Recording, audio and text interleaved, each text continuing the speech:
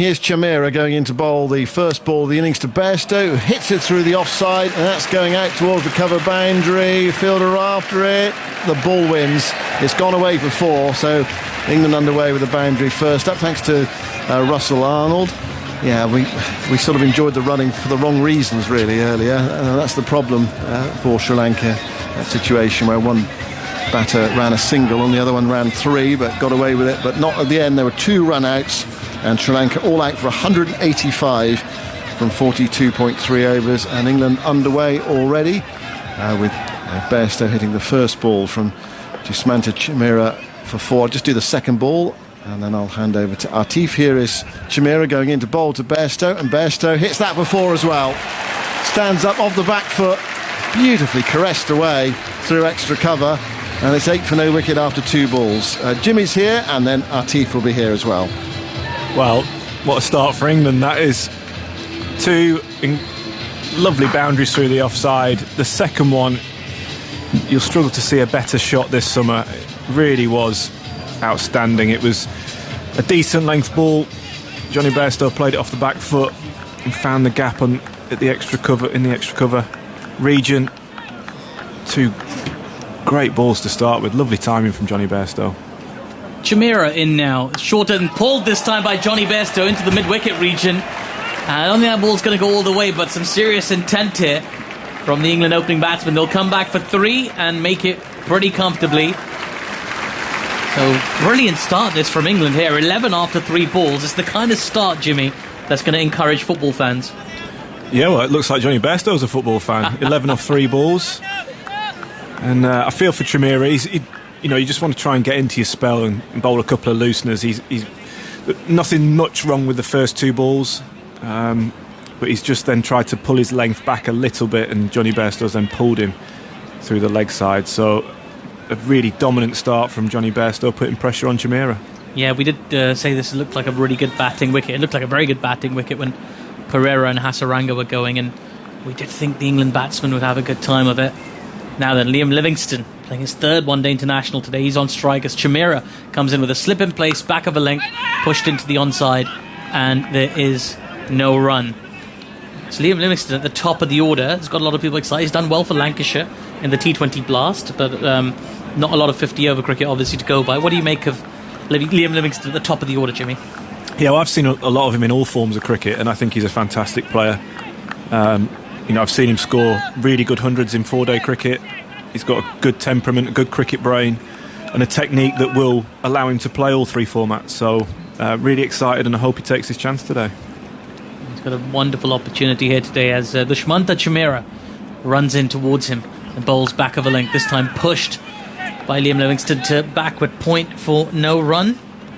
Things a little bit calmer in the last 2 deliveries after that opening blitz from Johnny Bairstow, hitting the first 2 balls for 4 and getting 3 off the 3rd one. It does look a very good surface. We did see a few balls, Jimmy, like from from England, particularly from Sam Curran, that sort of took off from a length and stuff. There's a little something there for the bowlers, something to be interested in. Yeah, I think so. There was a couple, one that hit Pereira on the glove and one that hit him on the arm from Sam Curran. And Chris Woakes got a bit of movement all day. Chameera in now, and this time the ball's been worked into the square leg region. Straight to the fielder though from Liam Livingston. Can't get off the mark yet, so he'll have to wait till the next over. But after 1 over, England are 11 for no loss. They are chasing down a target of 186 after bowling out Sri Lanka for 185. Absolutely terrific today, England in the field. That ruthlessness was very much present, wasn't it, Jimmy? Yeah, it was. It was another faultless fielding performance. Well, actually, I say faultless. There was a drop catch, but apart from that, the catching on the boundary I thought was great, and the run out to finish it off by Sam Billings was absolutely fantastic. He was on the deep mid-wicket boundary and had to make plenty of yards up to pick the ball up inside the 30-yard circle and then throw the stumps down. I thought it was just topped off what was a great day in the field. It was just a lightning throw as well, just across the surface, bang into the stumps in a flash. It was very, very impressive from England today. And the most impressive thing about it for me, Jimmy, was that during that 99-run partnership between Pereira and Hasaranga, they didn't panic. They didn't feel like they had to go to any plan Bs or plan Cs. They just kind of bided their time because they knew they'd get their opening. Yeah, and I think, to be honest, with a bowling attack like England have got, you know that they're going to create chances at some point. So I think that was what Owen Morgan was thinking, just trying to keep them under pressure as much as possible. They didn't get away at any point, and then as soon as you get that wicket, he pounced on them. 11 for no loss now then. Binaru Fernando in, and this time he starts with a very tight delivery on the off stump, defended by Johnny Bairstow. Back to the bowler for no run. We saw Binaru Fernando and Dushmantha Chameera bowl really well early doors in Southampton in the third T20, extracting a bit of swing and movement. But again, once England had seen off that early threat, they kind of, they negated all of it. But they did look very impressive for a while. Yeah, they did, and the conditions were more suitable, I'd say, for bowling in Southampton. The muggy conditions allowed it to swing, whereas I don't think we're going to see as much today. Fernando in now, full, and this time just worked into the deep square leg region by Johnny Bairstow. He ran that first one very quickly. There was never more than one there, but he's showing a bit of initiative today, Johnny Bairstow. 12 off 5 already. He's on a mission. He really is. He was halfway. He was back down looking for 2 before Livingston got down the other end. Yeah, we saw Binaru Fernando bowl out Johnny Bairstow in the previous match. So Johnny Bairstow just having a hoik across the line and missed it completely. Today he looks like a very different Johnny Bairstow. A Johnny Bairstow that wants to be present for kickoff, it feels like.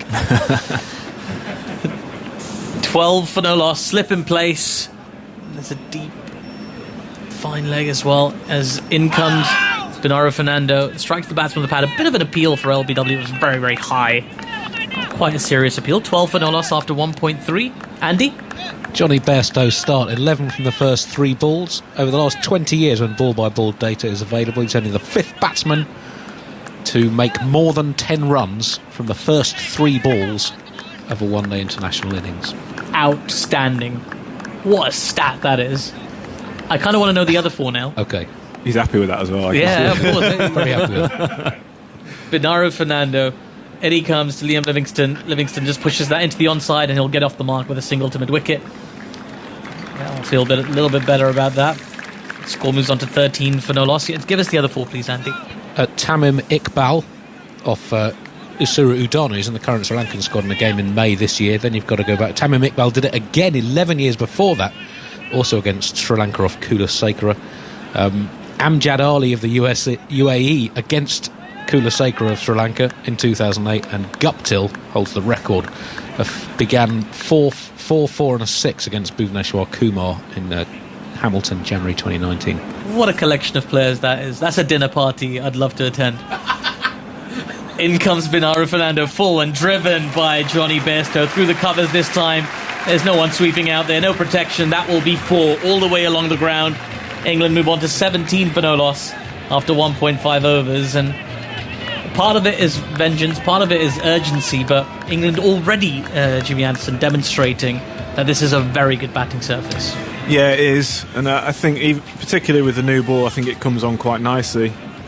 Some pitches you get where the new ball actually does it, that's when it does the most, but I think today we saw it with England as well. It actually skidded onto the bat quite nicely, and there's opportunities to score. Binaru Fernando now comes into Johnny Bairstow, who waits with a high backlift and just pushes that one just wide of point. They run through for a quick single and they get there. So after 2 overs, England 18 for no loss. Remember, chasing down a target of 186. It's a very, very clear day in Durham. No clouds, no nothing to rush them other than a certain match that's taking place in Wembley, a few hours away from here in Durham. I think a lot of people will be keen to see this match. England wrap up this match so England can wrap up the other match. 18 for no loss after 2 overs. Now then, that was from a Sri Lankan perspective, a slightly disappointing performance. I know they had that 99-run partnership. At that point, I think myself and Ebbs were on mic and we were talking about 250 and kind of building to 250, and that being a really, really good performance despite everything that's happened. As Dushmantha Chameera in now, and a beautiful straight drive from Bairstow, but fielded in his follow through by Dushmantha Chameera. I was coming back at him hard, and he's just flinging his hand a little bit. Gets a bit of the surface on there as well. Has a little look at it. That's one of those hand pinches. You've done that once or twice, Jimmy, I'm sure. Yeah, it's a really good bit of fielding actually, because he's hit that hard back at him. It's always difficult to go the other way. Like when you're following through, you're going sort of towards your left, and when a ball gets hit straight, you have to go back to your right to try and stop the ball. It's a good bit of fielding. Yeah, took it very cleanly as well. Did Chimera? Yeah, I mean, they looked like they might really pull something out of the bag, and nobody expected them to win the game, but putting up a good total, losing 3 of your best batsmen, it would have been a great performance. As in comes Chimera full, and this time driven beautifully by Johnny Bairstow all the way along the ground. A gorgeous straight drive, 4 more runs for him, 21 off 9. He is flying. England 22 for no loss. Yeah, looks he's just in one of those moods, Johnny Bairstow. Like I've played against him when he's in one of these moods. I played a game a couple of years ago for Lancashire against Yorkshire, and you just can't bowl at him. He seems to have an answer for everything, and especially when he's timing it so well. Yeah, it really does look ominous here for Sri Lanka. He could finish this in a hurry, Johnny Bairstow, if he keeps playing shots like that, and nothing particularly aggressive about it. That was all timing and finesse, wasn't it? Beautiful shot. He's on strike now. What's Chimera got to say about this as he comes in short this time and pulled into the mid-wicket area by Johnny Bairstow? It's racing away towards the boundary. There is a fielder in pursuit. Will he get there? Yeah, sliding stop. And it's Dhananjaya out there who gets the ball back in. The batsmen run 3. England move on to 25 for no loss. Yeah, we're trying to talk about Sri Lanka's disappointing batting, weren't we? But yeah, Johnny's playing a shot of ball. So I think it just shows how fragile you can be when you've got such an inexperienced team, because they were going along really nicely, even though they've lost a few wickets early, which is, it can happen in one-day cricket. But getting themselves into such a good position, they'll be very disappointed with that. Chimera in now, outside the off stump, and smashed over cover this time by Liam Livingston, and the wide third has to run around a long way, but did a really good job there in the deep. Binaru Fernando out there, and they take just the single. 26 for no loss. Yeah, it was that they were going the 99-run partnership. You did always feel while that partnership was ongoing that England just had to break this partnership, and that inexperience is going to be quite telling. Like bowlers as experienced as Chris Wokes and Sam Curran, they know how to handle inexperienced batsmen and how to make life difficult for them, as they did. Sri Lanka just kind of fell away, very disappointing. In comes Chimera now, outside the off stump. It's short and it's been cut nicely by Johnny Bairstow behind backward point, races away to the boundary. Johnny Bairstow is on fire. 28 off 11 deliveries, England 30 for no loss. And Chimera just has a shrug on his, he just shrugs, he doesn't know what to do. I mean, what can you do? As you say, Jimmy Anderson, when he's in this mood, what do you bowl at him? Yeah, well, he's trying everything here, Chimera. That's a slower ball out the sort of side of the hand. It's just outside the off stump, and Johnny's onto it quick as a flash and cuts it through the sort of backward point, or just to the right hand side of the backward point fielder. Not much Chimera can do. I do feel for him at this stage. He's gone for 23 off his first 1.5. As in it comes one more time. This time the ball takes a thick outside edge and rolls down to wide third for a single, so he'll keep the strike. And I guess Chimera's just walking away, looking at Binaru Fernando, saying he's your problem now. 31 for no loss after 3 overs, England. Brilliant start. Zoltz. That's the joint 6th most, highest score after 3 overs of an ODI in the last 20 years. 29 not out. Joint 6th most. Yes, I was hoping he'd be one of only 6 to make 30 in the first 3 overs from that last ball. He'd needed 2, but as it is. Well, joint 6th with 29 not out after 3 overs. You'd take that, wouldn't you? Yeah, absolutely would. I'm less curious about that stat, to be honest with you, but I'd like to know who number 1 is. Martin Guptill had 46 off 13 against Sri Lanka after 3 overs in Christchurch in December 2015. That's Martin Guptill at the top of the order, right? He's involved in all the stats. 31 for no loss. Johnny Bairstow, he's striking it really well at the moment. 240 strike rate.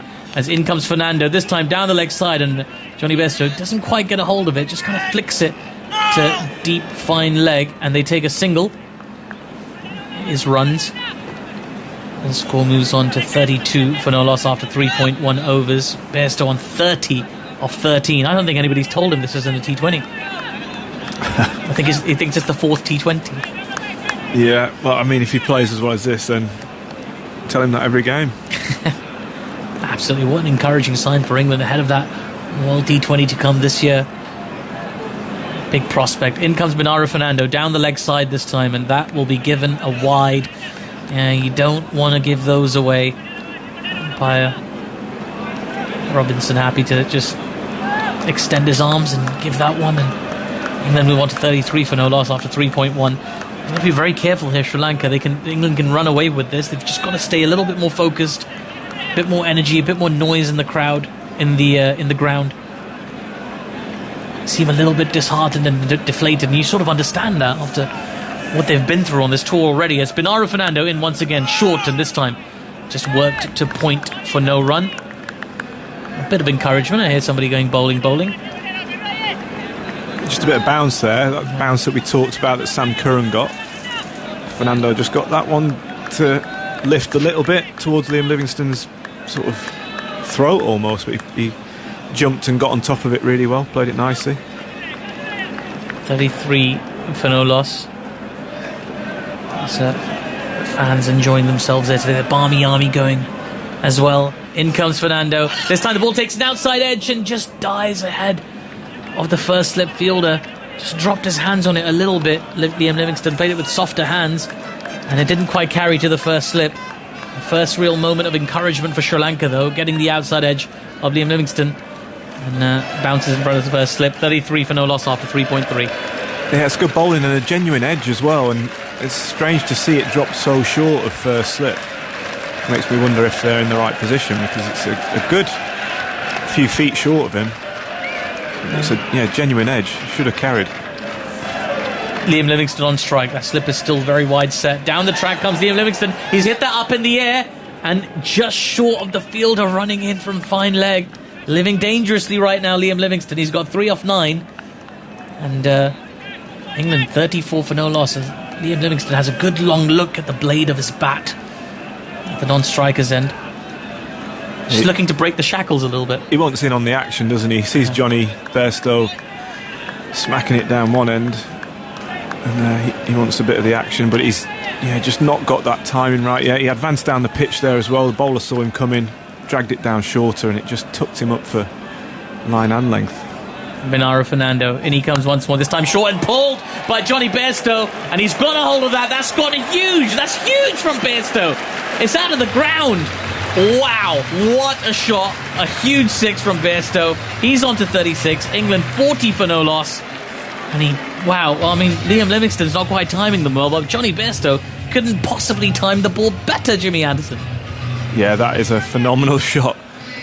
It's sort of just back of a length, sort of waist high in length, but he's just rocked back and he's hit up on it. He's tried to hit it for 6. He's almost cleared the ground. Yeah, the ground. He's hit it that well. Just on the top balcony off the stand to our left. Really good connection there from Johnny Bairstow. In comes Fernando once more. This time short outside off stump. It's been cut really hard, but an excellent diving stop at point prevents another boundary. Tremendous there at point, and they take a single. Bairstow on to 37 now. England 41 for no loss after 4 overs. It's a really high-octane cricket, this, from England. The kind of start that we've almost come to expect of these England openers. This England team, full of hard-hitting batsmen with high strike rates, aggressive shots, attractive, exciting box office cricket. This is the new brand of English cricket. Yeah, absolutely. It's where they've come so far in the last few years, and now they are leaders in their field. They, the way they go about putting pressure on the opposition, both with bat and ball, I think is great to watch. I remember going into that 2019 World Cup, people were talking about England, maybe scoring 500. That's the sort of destructive style of batting and power that they've got within their squad. I do agree with you, Jimmy. I think they will be the first team to break that 500-run barrier at some stage. Maybe even the series if they ever bat first. Anyway, we can think about that. We can talk about that. I'll get some more thoughts from you, and then in a second you're going to be joined by Scott Reed to take you through the next few overs. Yeah, just a bit of a hold up here. Liam Livingston's getting some tape on his bat. It's Jason Roy who's come out to help him with that. So a great start for England here, 41 off 4 overs, and it's exactly the start England would have wanted, and exactly not the start Sri Lanka would have wanted. Looks like Johnny's in a rush. Does, doesn't it? Blimey. Two completely contrasting games taking place, with Bairstow at one end and Livingston doing his thing from the other. 41 without loss. It's banding short and wide, but outside the off stump, and signalled as a wide by umpire Goff, who spins round with those large, long arms outstretched. The score ticks along to 42 without the loss of any wicket. Just 4 overs gone. Canada back into the attack. Where does Sri Lanka turn to try and get a breakthrough, try and stem the flow of the runs, which have been free-flowing from Bairstow? 37 from 15 balls faced. Target of 186 to win. Canada bowling. Up onto the toes goes Bairstow, trying to force the ball away through the offside, but straight to extra cover. And Mendes fields, and there's no run. Does it change the way that Livingston tries to go about him? I mean, Bairstow's playing so freely at one end. Liam only into his 3rd one-day international. Yeah, well, you can see the way he looks a little bit like he wants to play the same way. He wants to attack. But it's not always that easy when someone's going like that at one end. It does maybe make you think that you want to be doing the same thing at the other. Blistering start by Bairstow. Back of length delivery, swatted away through extra cover. 4 more, short and wide, and Bairstow says, give that to me every day of the week. 4 more. He moves to 41 from just 17. 46 without loss. Yeah, dismissive from Johnny Bairstow. Short and wide, and he's crunched it in front of square.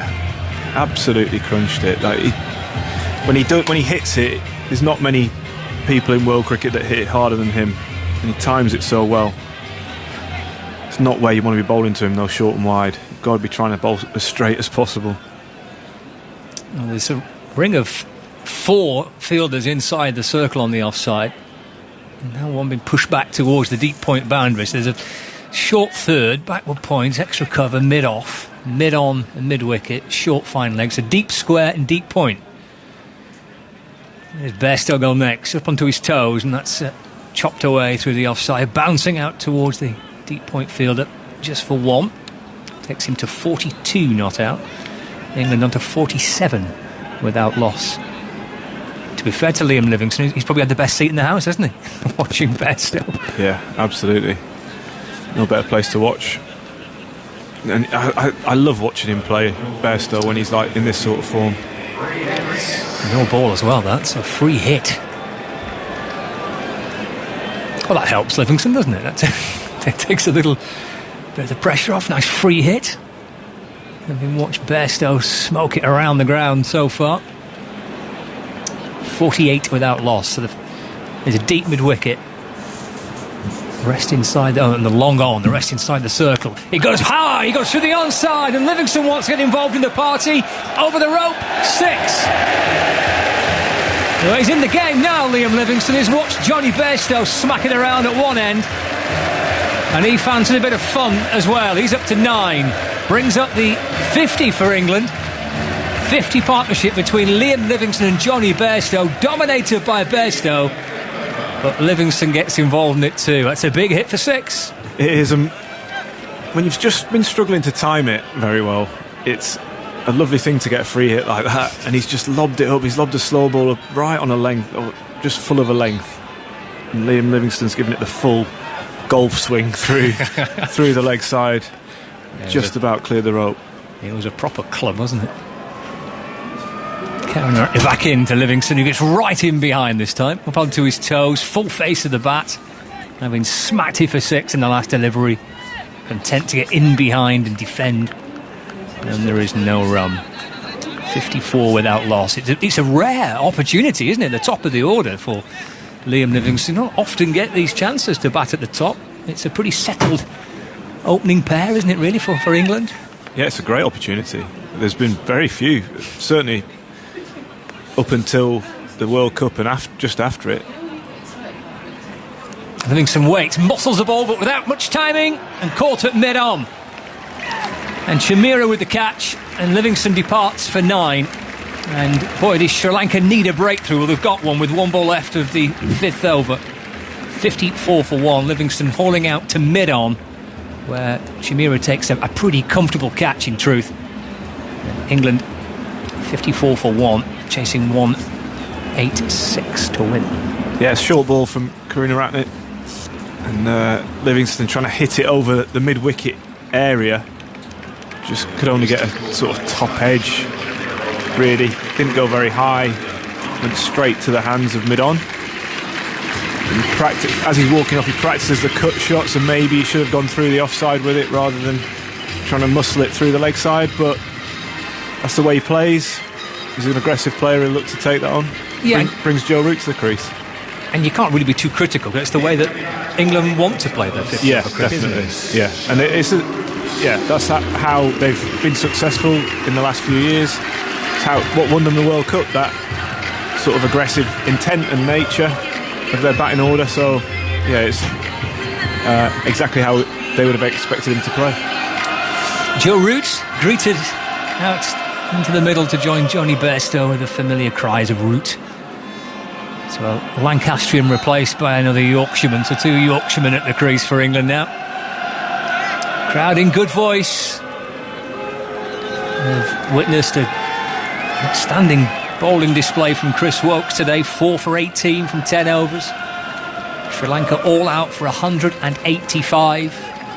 Despite that 99 partnership between Pereira and Hasaranga. And now they're witnessing a bit of powerful Bairstow batting. 54 for 1. Last ball of the over. Slip in place. There's a Root just scratches around inside the crease. Little tap of the bat. Bends his knees a fraction. Lifts the bat to about stump height. Karunaratne to complete the over. Pushes it full but wide of off stump. And left by Root. And that is the end of the over. 5 gone. 54 for 1. Bairstow 42 not out. And here's Andy. England's 50 came up from the 3rd legitimate ball of the 5th over. It's the 2nd fastest England have reached 50 in the last 20 years. They did so from the 4.2 overs against Australia in Melbourne back in January 2018. Quick start. Lightning quick start, yes. I mean, it was from pretty much, well, it was ball 1, wasn't it? It's come out and smoke it around from the first ball of the innings. It's such a strong batting lineup. You've got a bit of insurance there, haven't you? Yeah, I mean, it's just so dominant when you see Bairstow playing like this. It's so hard to bowl at. He's on strike as Fernando from the Lumley end ball. Slow ball and off stump. It just leans into it. Steers it away into the offside. Picked up by Shanaka at extra cover. And there is no run. 42 off 19 for Bairstow. Short sleeves on for Bairstow. Root at the non-striker's end with his long sleeves on. A little bit overcast actually now. The sun's disappeared for a moment. So quite a nice warm day. Fernando comes bouncing back in over the wicket to Bairstow. Fallen straight and punched down the ground. Tries to stop it off his own bowling, but scooped up by mid-on, who comes round to complete the fielding. Bairstow gets 1, so he moves to 43. England to 55 for 1. A target of 186 to win. And a great sound around the ground.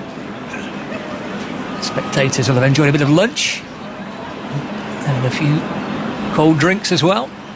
7,000 in. Conditions are good. Something to watch England knock these off. Fernando to Joe Root. Bends his knees and pushes defensively to extra cover. And rehearses the shot picked up by Shanaka. And again, there is no run. It's one of the terrific venues to watch cricket, unlike the bigger test venues when you can't really see much apart from stands and hotels. You've got vast sky above us, low stands all hugging the edge of the boundary rope. Fernando bowling to Root. Up to his toe, trying to work the ball away through the onside. Signalled as a wide, however. by umpire Robinson.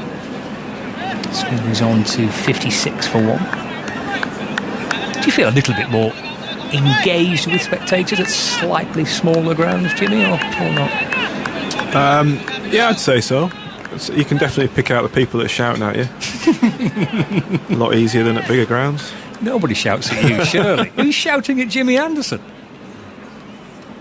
Slip waiting is Fernando Balls. He's turned off the pads into mid-wicket by Root. And there's no run. 56 for 1. 2 balls left of the 6th. His first one-day international. Second to come on Thursday at the Kia Oval. Third in Bristol on Sunday. And the series against Pakistan, starting with 3 ODIs and then 3 T20s. Fernando Balls back of a length and off a slightly bent knee. It's cut away by Root through extra cover. And chase on towards the boundary. Shanaka gets to it, scoops the ball up, and Root off the mark with a 3. That cut shot. Score moves on to 59 for 1. Yeah, the shot of someone who's not spent much time in the middle recently, a little bit sort of went back to a fullish ball, cut it and didn't time it quite as well as he would have liked, but found the gap and got 3 for it. You can definitely see a difference between someone who's not spent time in the middle and someone like Johnny Bairstow who has. Bairstow's back on strike, final ball of the over, left arm over the wicket, bowling, he's chopped on! Second wicket for Sri Lanka.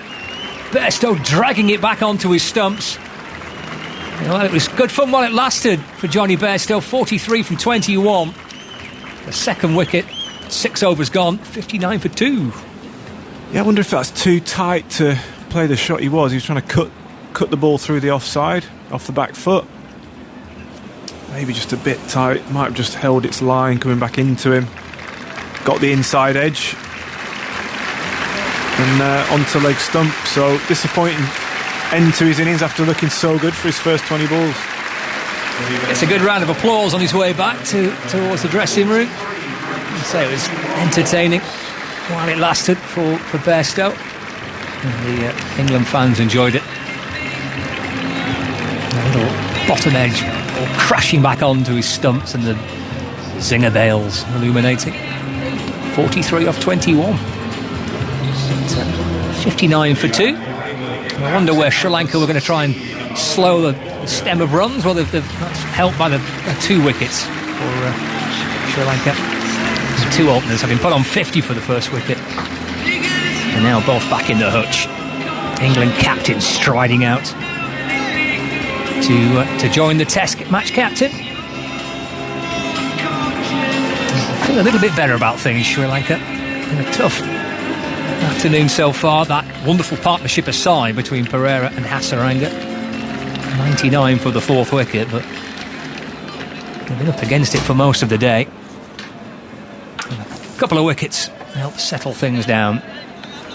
Owen Morgan is 244th one-day international. The non-strikers then.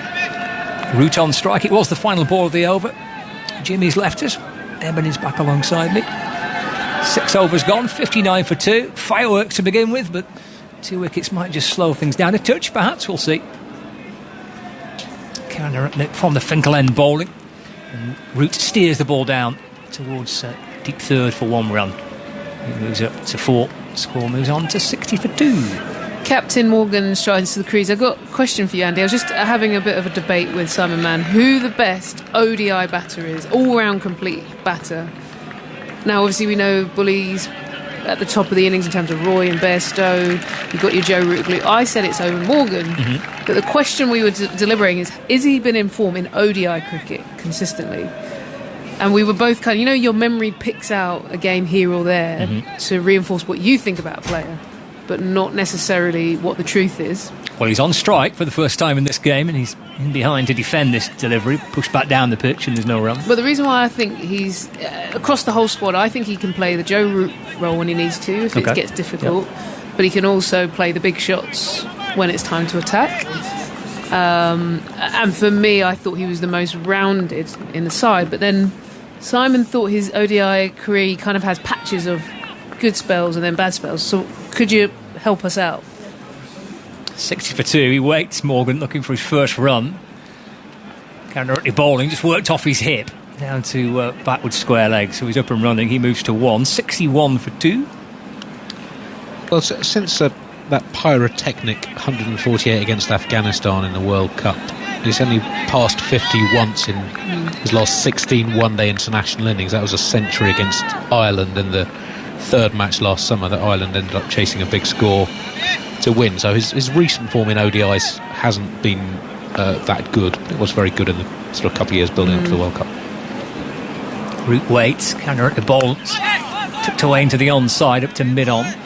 Root gets a single, he moves to 5, 62 for 2. But if you're playing 244 one-day internationals, you're going to have periods where you're not in great form, aren't you? You're going to have kind of peaks and troughs when it's such a long career.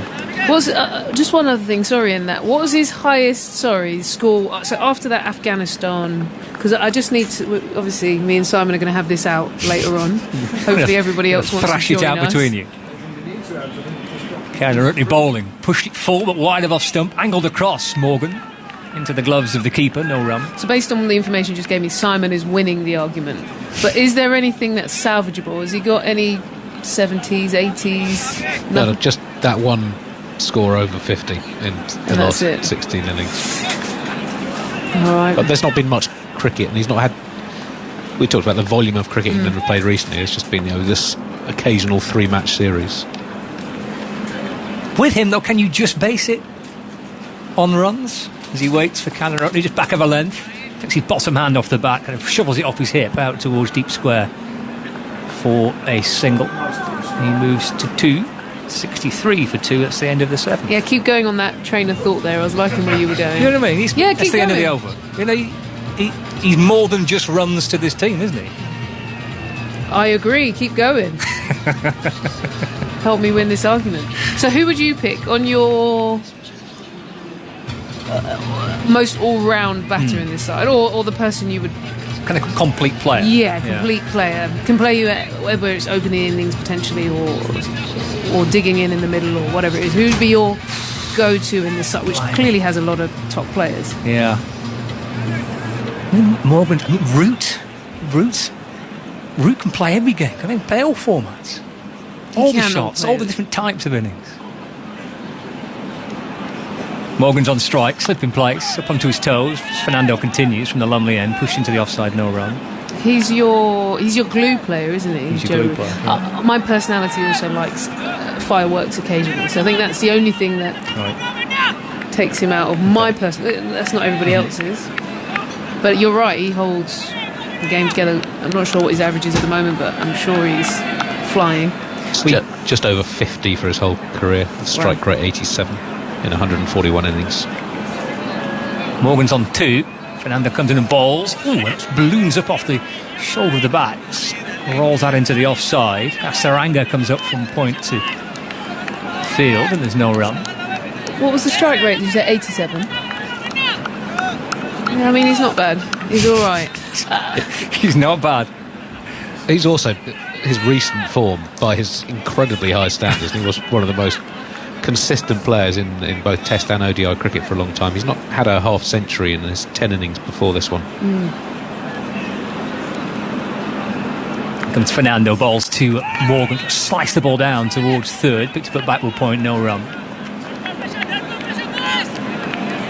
Kind of moving from best all-round player to favourite player, though, when speaking about this. I guess so. I'm more just thinking the player that can play various scenarios. If you need them to whack it, the field's up or whatever it is, they dominate. Yeah. And then if they can... I mean, fair play to Johnny Bairstow, actually. I think he's got a pretty rounded game. Obviously comes in at the top. Halfway through the 8th over, Fernando shuffling in, bowling over the wicket to Morgan. Trying to get forward again, Owen Morgan. Eager to get onto that front foot, try and push the ball away, but there is a ring of blue shirts inside the circle on the offside. He picks out Shanaka, and there's no run. Yes, Butler is obviously up there as well, in terms of, he's very flexible. He can finish an innings, he can open an innings. who plays smart. I think overall game, overall package. Everything. Root for you. I think, well, one of these two, but probably root for me. Root for you. Fernando, left arm over, balls. As Morgan tries to whip it away through the onside, but that's fizzed in down leg side, and umpire Tim Robinson spins round and signals a wide. Score moves on to 64 for 2. 2 balls left of the 8. Don't forget, plenty of podcasts to keep you entertained at the moment, including the new edition of No Balls with England bowler Kate Cross and World Cup winner Alex Hartley. Just go to the TMS podcast stream on BBC Sounds, and you'll find Kate and Alex with No Balls on the BBC Sounds app. Fernando bowls back at the length of Morgan, trying to shovel the ball away through the onside. Just cramps him up for a bit of room. It deflects off the thigh pad. Picked up by Fernando off his own bowling. No run. Thought he offered a fair bit the other day, Fernando, in the T20s. Came in, I think it was in the second T20, but I like he's got a bit of height. Not a huge amount of pace, but that variation in angle.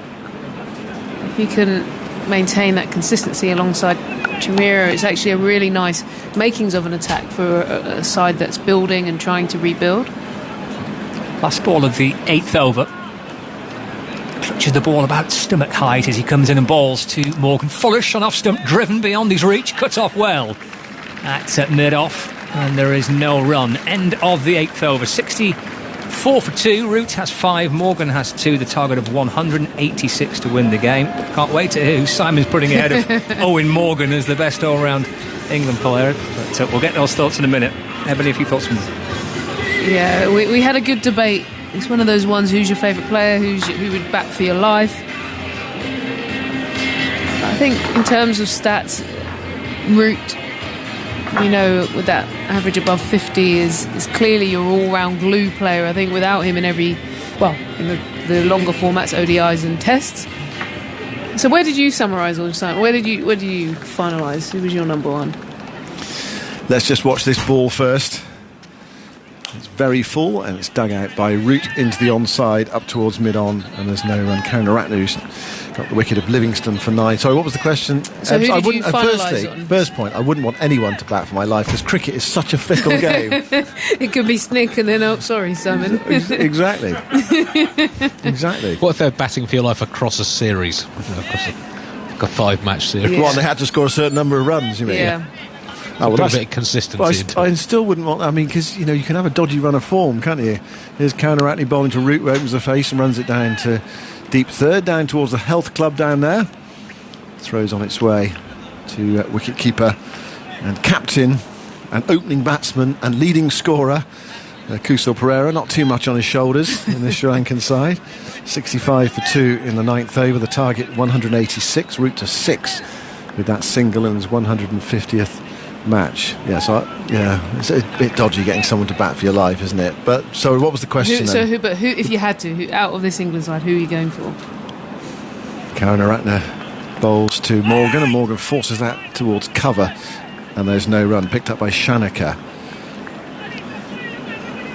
Well, I mean, to bat for your pleasure and sort of general excitement, you'd want someone like Butler or Bairstow or Jason Roy, wouldn't you?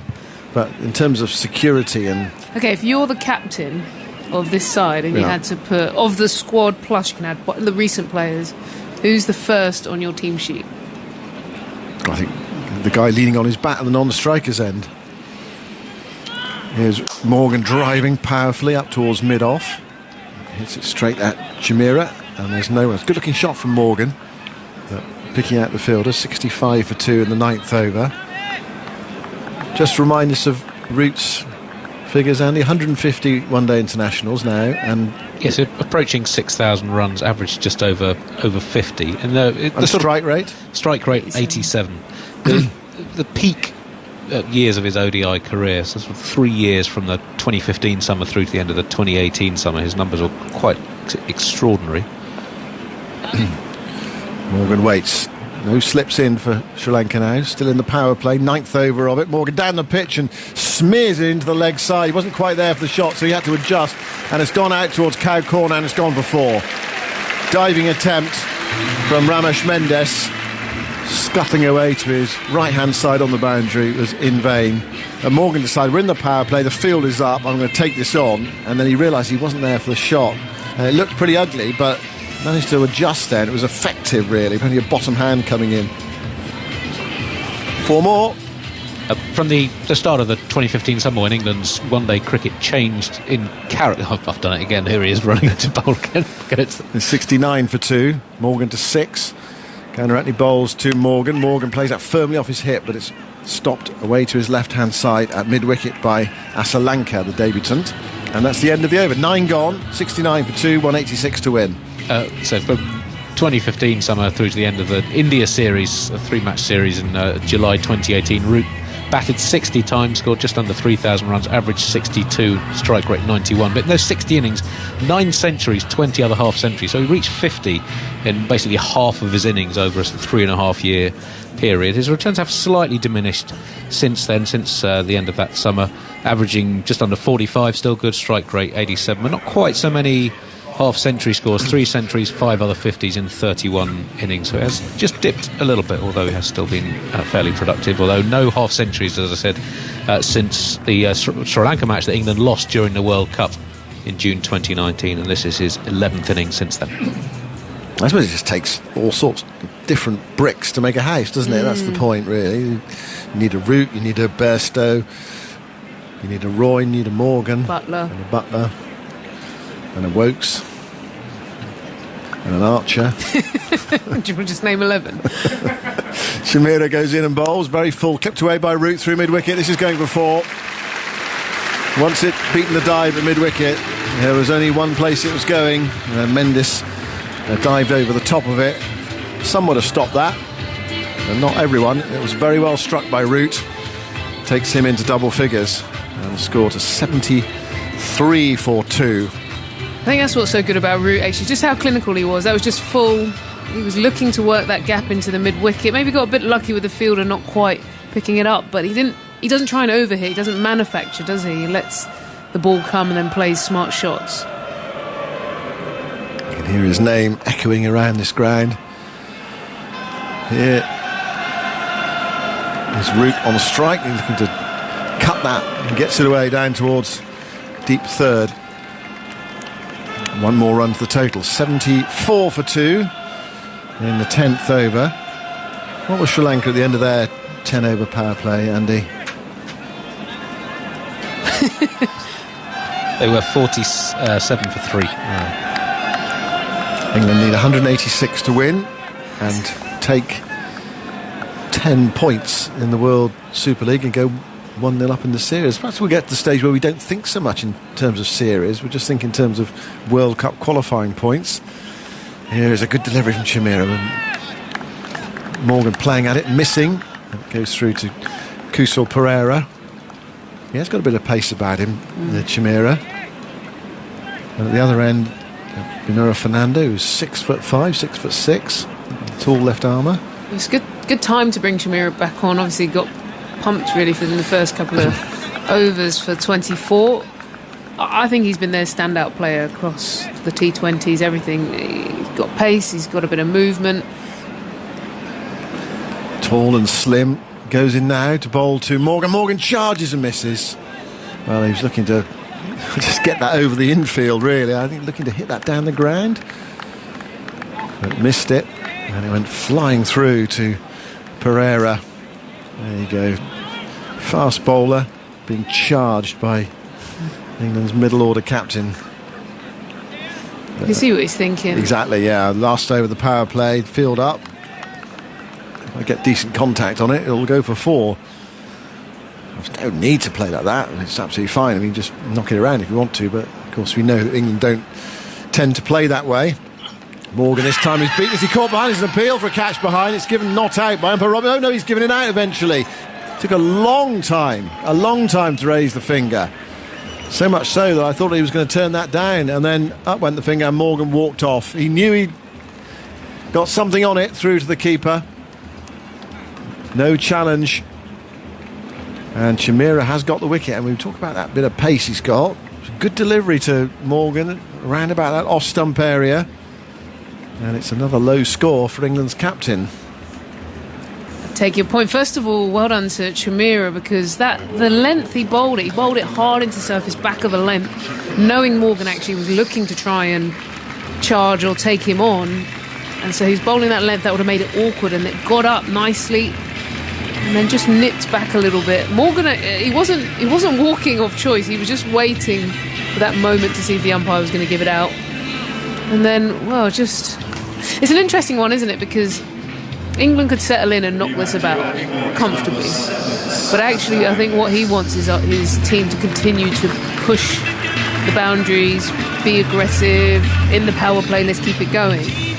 And so he's actually fallen victim there to his mindset of wanting England to be aggressive and dominant, but actually just to open the door a little bit for Sri Lanka, just to have a bit of a comeback. Long way to go, but at least it gives them something to work with.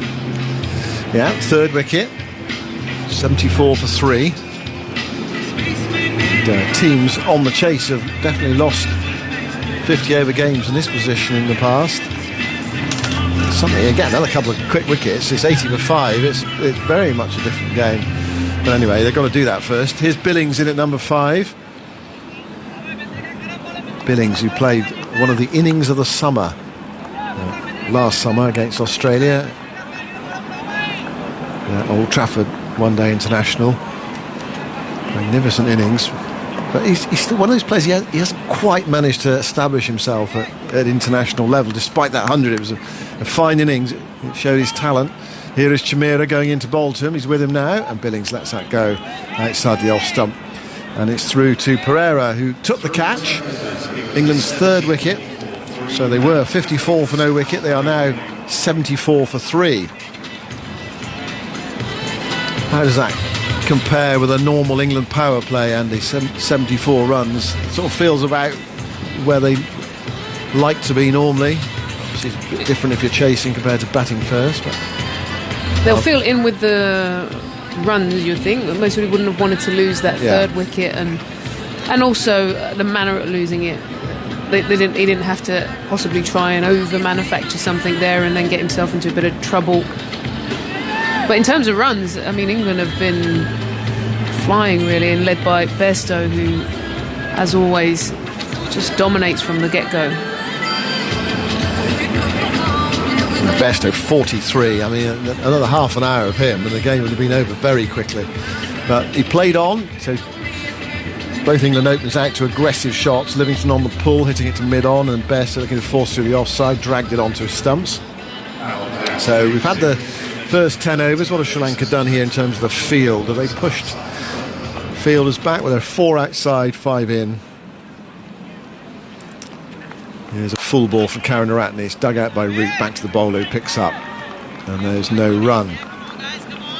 In the power plays in the last 5 years, I've gone back to May 2016, England have scored at 5.8 per over. So they basically worked out 58 for about 1.4 in power plays. So they've lost more wickets, but also scored more runs. England, much the fastest scoring team in power plays over the last 5 years. Sri Lanka, the next most, at 5.38 per over. Which is how we came to think of them, really. Here's Karunaratne bowling to Root, who goes for a slashing drive there outside the off stump. Thick edges it through a vacant fourth slip area down towards the boundary. It's intercepted on the rope in front of the health centre, so one more to Root. It goes to 12, and England to 75 for 3 in the 11th over of their innings. Next World Cup is in India in 2023.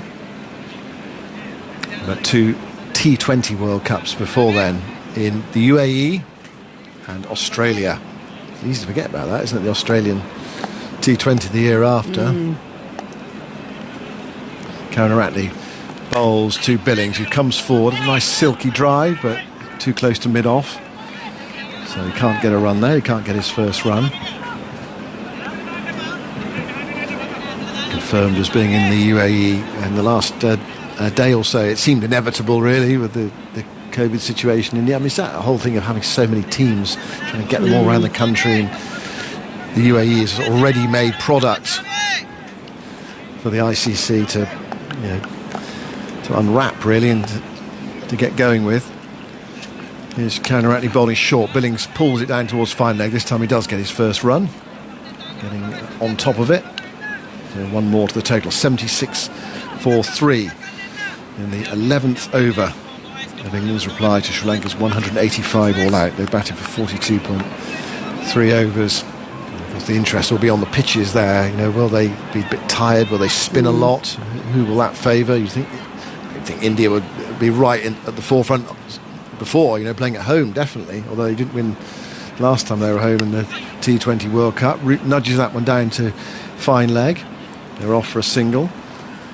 I think 77 for 3. I think that's why someone like Milan comes into question so much. It's not that he's, you look at his record in T20, he's excellent. Into question. But I mean, going into... i.e. not picking, you mean? Yeah, I'm not saying that. I'm a fan of his. I think he maybe doesn't dominate as much as some of the others.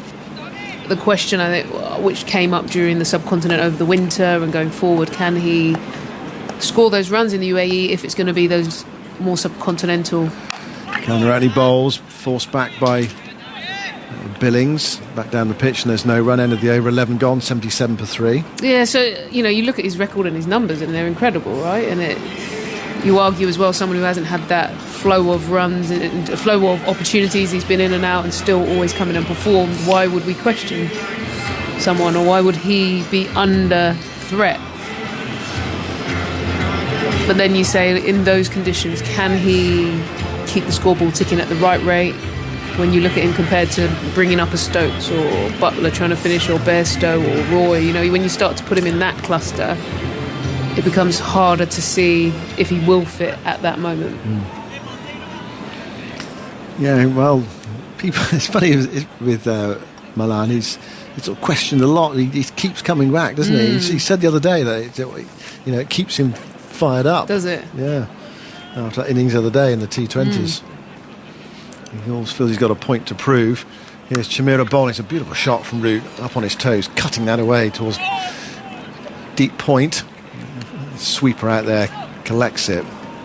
I mean, in a test match, that stroke would have got a gasp of approval, wouldn't it? Because it was beautifully hit. It was so fiercely timed away on the offside, but one-day match, it's only worth a single. It's a bit like a leg by or something, inside edge onto the pad into the onside, scrambled single.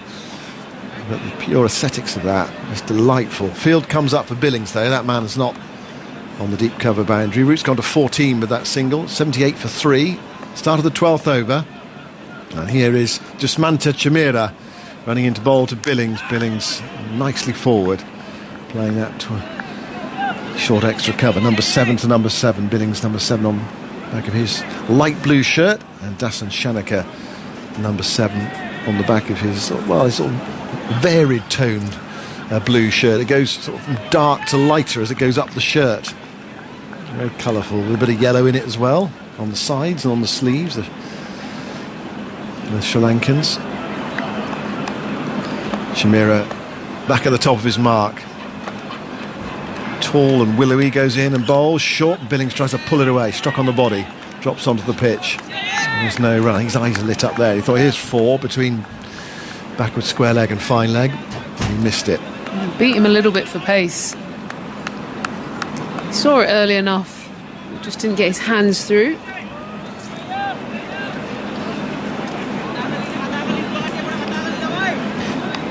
It was interesting to hear Owen Morgan say before the game, I wasn't sure how he was going to see these ODIs, but very much selection for T20. He sees this as a game or a run of games that will give him more information.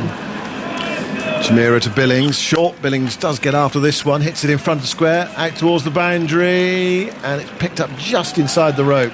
It's a good piece of fielding from Ramesh Mendes. Scupping away to his left, and a few of his colleagues applauding him as well. That could easily have gone for 4. It wasn't perfectly timed by Billings. If it had been, he wouldn't have had a chance, because it got away to his left and stopped it. 2 to Billings. He goes to 3, and England to 80 for 3. The run rate just slowed down a bit with the departure of Bairstow. I think it might have been a few in the crowd who were thinking, finish at 5 o'clock. I wonder what that coincides with. Here is Chameera bowling to Billings, who drives up. Is he called a backward point? I think he is. Low down, it's a low catch, and Billings walks off. Billings was staring at the pitch. He went for the drive on the up, and miscued it, and it was very well caught low down at backward point. It was one of those, for a moment I wondered whether Billings was going to wait and see whether it carried. It was a low catch falling forward, but definitely the hands underneath it. And England lose their 4th wicket, and they still need over 100 runs to win. And there is another wicket for Dusmanta Chimera, and Billings goes for 3, well caught by Hasaranga. Well, first of all, well done to Kusal Pereira, because Chimera didn't do too well in his opening spell, got a lot of tap, took him off as you'd expect, but then has brought him back on, and he's doing the job. He's picked up a couple of wickets now, good pace, getting it in the areas that the captain is asking for. That was not a drive which Billings went for. It was definitely one that was slightly on the up, but an extra pace, bit of nip beat him. So good from the captain. Atif is going to come in as Moeen Ali comes in. 80 for 4, and those sort of 2 wickets we were talking about. I mean, 80 for 5. Well, we'll see. Yeah, it becomes a different game. When I just a moment ago was saying that it's interesting that Owen Morgan is looking at these fixtures really. He said he didn't see them in isolation. He saw them as part of the thought process for the World T20. So there's a couple of players here. You're looking at Billings, thinking about Moeen, Liam Livingston. They're all trying to get their name in the hat. And so far, all three, well, we haven't got to Moeen Ali yet, but the 2 of those players who are trying to sneak into that World T20 environment haven't really dominated today, when you would argue it's a good wicket and a time for them to make the most of it. They certainly have the platform, Ebs. That much can't be disputed. They've got an opportunity. They're out there in the middle. I know it's a 50-over game, but that's kind of how it works now, right? Your white ball is all seen as white ball. That's why we call it white ball cricket. So, yeah, there's still a couple of games to come, and I think they'll have more opportunities. But England under a bit of pressure here as Chimera comes in. The first ball takes an outside edge and drops just short of the wicket-keeper. Oh, my word. Sri Lanka so close to another breakthrough. And you have to say, if that was taken, you'd almost make them favourites. 80 for 4 after 12 overs. Nothing wrong with the run rate, but the wickets for England causing a bit of nervousness. And well, Moeen Ali first ball edging as well to the keeper. Well, just short of the keeper. Yeah, he just gloved at it and it came off the palm. Well, 80 for 4. And well, I mean, we've been jokingly talking about this, Jimmy Anderson. We've been talking about England wanting to finish it at 5 o'clock and, trying to get through it. They've got to finish it full stop first, right? Yeah, well, if he takes that chance there, it's 80 for 5. It's a pretty straightforward catch for a keeper as well. He's gone one hand instead of 2. Karunaratne in now, and he bowls outside the off stump. It's short, it's been cut, but only as far as point. So a dot ball there for Karunaratne. Roots on 14 or 15, and yeah, he's got Moeen Ali there. It could have been like 80 for 5 with still 100 odd to go. It's not a walk in the park, is it? Absolutely not. No, and I think England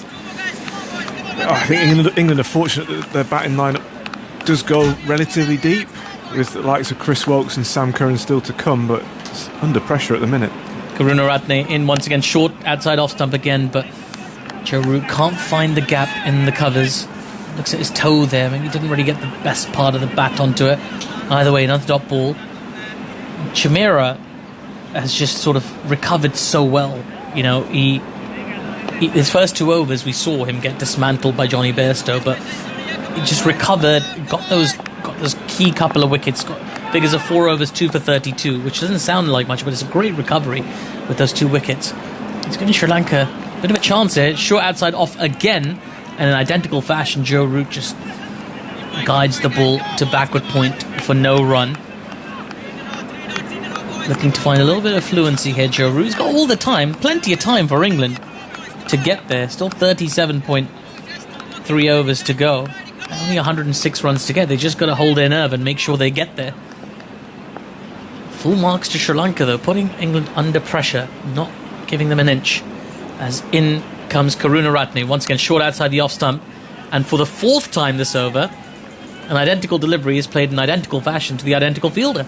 It's only the 3 of them playing at the moment, Jimmy. The point, the batsman and the bowler. Yeah, getting frustrated, Joe Root. He's trying to pierce that gap on the offside, but getting the fielder each time. Just seen a replay of that drop chance as well from Pereira. It is pretty straightforward. It should have been a two-handed catch, and he's gone one-handed. Sort of got the inside of the glove. Huge opportunity there for Sri Lanka. Karunaratne, and he comes again full this time and driven beautifully. He's found the gap that time with a gorgeous cover drive, Joe Root. That'll bring him a boundary. 84 for 4 now for England. That was gorgeous. Yeah, touch of class there from Joe Root. We talked about him hitting the fielders in this over so far, and that can make you want to try and hit the ball harder and harder, but he's kept his shape on that shot, slightly fuller, and it's an absolute textbook cover drive from Joe Root. And 1 ball to come in this over from Karunaratne, and he comes now and he bowls. This is short outside the off stump. It's been cut by Joe Root, and he finds the gap in the covers, but there is a man sweeping in the deep, so it will be the single. Root will keep the strike. He's on 19 of 20 deliveries. England 85 for 4 after 13 overs. Still 101 runs away from that target. You'd still expect them to get there. You'd still call them favourites, but Sri Lanka closed the gap a little bit in this game. They're just putting pressure on, and I think that's all they can do is trying to keep taking wickets. Chameera's creating chances. Could have had three for so far. He's, as you say, he's come back really, really well after those first 2 overs that were pretty expensive. 2 big wickets, and you think if they keep creating chances like this, then they're well in the game. Yeah, he's going to continue now, Chameera, for his 5th over. Full ball, and it's been pushed through the gap in the covers. Very classy shot that from Joe Root to the sweeper in the covers for a single. And now Chameera's going to have a go at Moeen Ali. He's gutted with that drop, really. When you think about it, Kusal Perera, he's having a cracking game. One-man show, really, with the 70. There was some support from Hasaranga, but it was a 70 that really kept them going. And had he taken that catch, it'd be very, very interesting. Well, 86 for 4. England still with a bit of work to do. It is in hand. Moeen Ali with an opportunity to spend some time in the middle, show some of his skill and class. As in comes Chameera this time, and Moeen Ali just pushes that into the leg side for no run. I'll be happy, Moeen, just to spend some time in the middle. He's got this, as you say, we've got all the time in the world to get these runs. It's important that they take their time and they do it right. Yeah, definitely. And I think they've now got to, we were joking earlier about trying to finish before the football, and I'm sure it was not even close to being in their heads. But now it's just a case of trying to consolidate this, this partnership, and trying to take us. It takes as long as it takes. They've got to try and build a big partnership and get near that total. 86 for 4. In comes Chameera now. This time Moeen Ali guides the ball behind point, and it will take a single to deep wide third. And he's off the mark off his 3rd delivery. 87 for 4 now, England. Of course, the Sri Lanka team is depleted with those the bio bubble infraction. They don't have their best 11. They barely have an 11 at this point playing this game, and I think, considering that, they've actually performed admirably in a way. But there's stiffer challenges coming for England. Straight after this, they've got 3 one-day internationals and 3 T20s against Pakistan, who you'd expect to be a lot more competitive as well. As in comes Chameera once more with a good length delivery. It's just been blocked to the point fielder for no run. Just ahead of that series as well, England will want to kind of quell some of these question marks that keep popping up with the Sri Lankan team, putting pressure on them. Yeah, but don't forget England are missing players as well. Archer, Stokes, Butler, world-class players that hopefully at least a couple of them will be back for the Pakistan series. But yeah, they credit to Sri Lanka. They're bowling well and they're fielding well and putting England under pressure. In comes Chameera now once again, short this time outside off, and just worked to the deep 3rd region for a single. Oh, and there's been a misfield, so that single will become 2, an overthrow given. A little bit of complacency, just as we were praising them. It's Dhananjaya there at 3rd man, who's just fumbled one there and cost his team an extra run. England take 2. Just took his eyes off it at the last second, hasn't he? Yeah, just as we're complimenting them, one of the worst bits of fielding you're likely to see in international cricket. The ball properly dribbling to him at 3rd man, through his hands, through his legs. Luckily, he got a little touch on it, so it didn't go for 4. He could have done better. Even Andy Zaltzman was having a chuckle about that one. In comes Chameera. this time firmly behind the ball in defence as Joe Root into the covers for no run. That's 14 overs gone in this England innings, 89 for 4. And, well, if you're just joining us, where have you been all day, honestly? But if you are just joining us, earlier today, England won the toss and opted to field, and they fielded very, very well. They bowled out Sri Lanka for 185.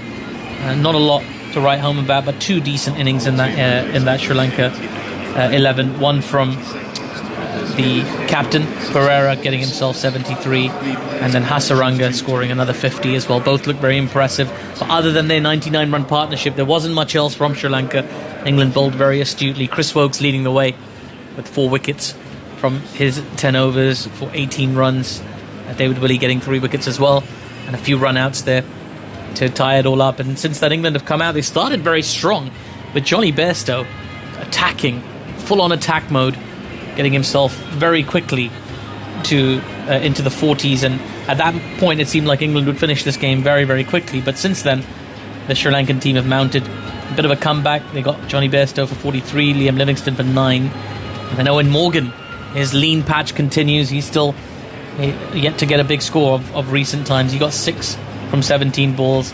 And then Sam Billings was caught by De Silva off Chimera as well for 3 off 8. Now then, Moeen Ali and Joe Root, the most experienced player in this team. Joe Root playing his 150th ODI international, as well as we're going to take a moment to talk to former Sri Lanka player Russell Arnold. Russell, an encouraging performance for Sri Lanka, but still moments of frustration. What have you made of this comeback so far? Well, you summed it up really nicely. Exciting moments as well as frustrating moments. It's been good. They've hung in there. Dushmantha Chameera in his second spell has been very impressive, getting the ball to go through. They managed to pick up a few wickets.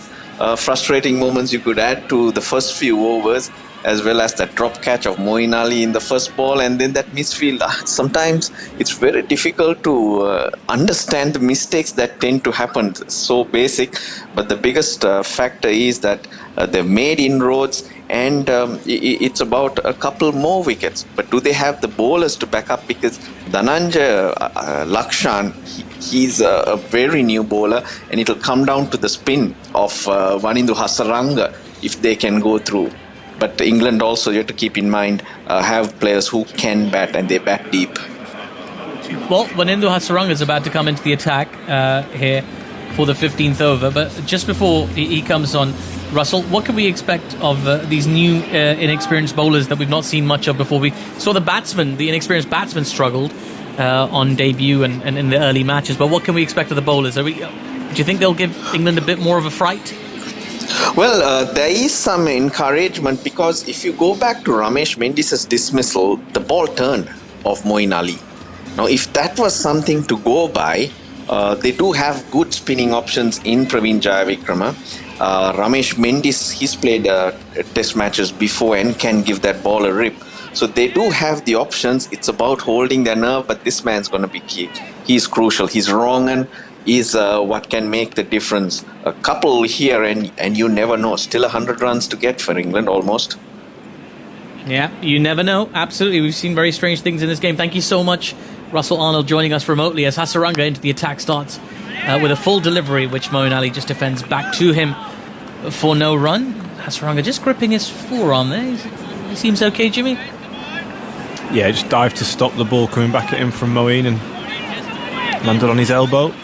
His forearm. That just grazed it on the floor. A bit of a friction burn there for him. He's got the big highlights in his ear, Hasaranga, as he bowls another loopy delivery, which Moeen Ali's happy just to defend back to him again as well. Very impressive with the bat today as well, Hasaranga. I don't think a lot of people expected that from him. Had 2 very good T20 games, the first 2 games in Cardiff, and then in Southampton it all kind of went astray as the next ball again is in a good area. It's just been defended on the front foot by Moeen Ali. He's been more impressive than I think most people expected, Hasaranga, today with the bat. That 50, a lot of character to that 50. As in he comes again, turning around quickly these overs. As the next ball's just turned into the leg side for no run. 4 dot balls in a run. You can hear a lot of encouragement as well from the Sri Lankan fielders. They feel very much in this game. The keeper's up to the stump, so we pick up a lot more of the chat now. As Hasaranga in for his 5th ball. This time Moeen Ali turns it into the leg side, and he will extract the single from this over.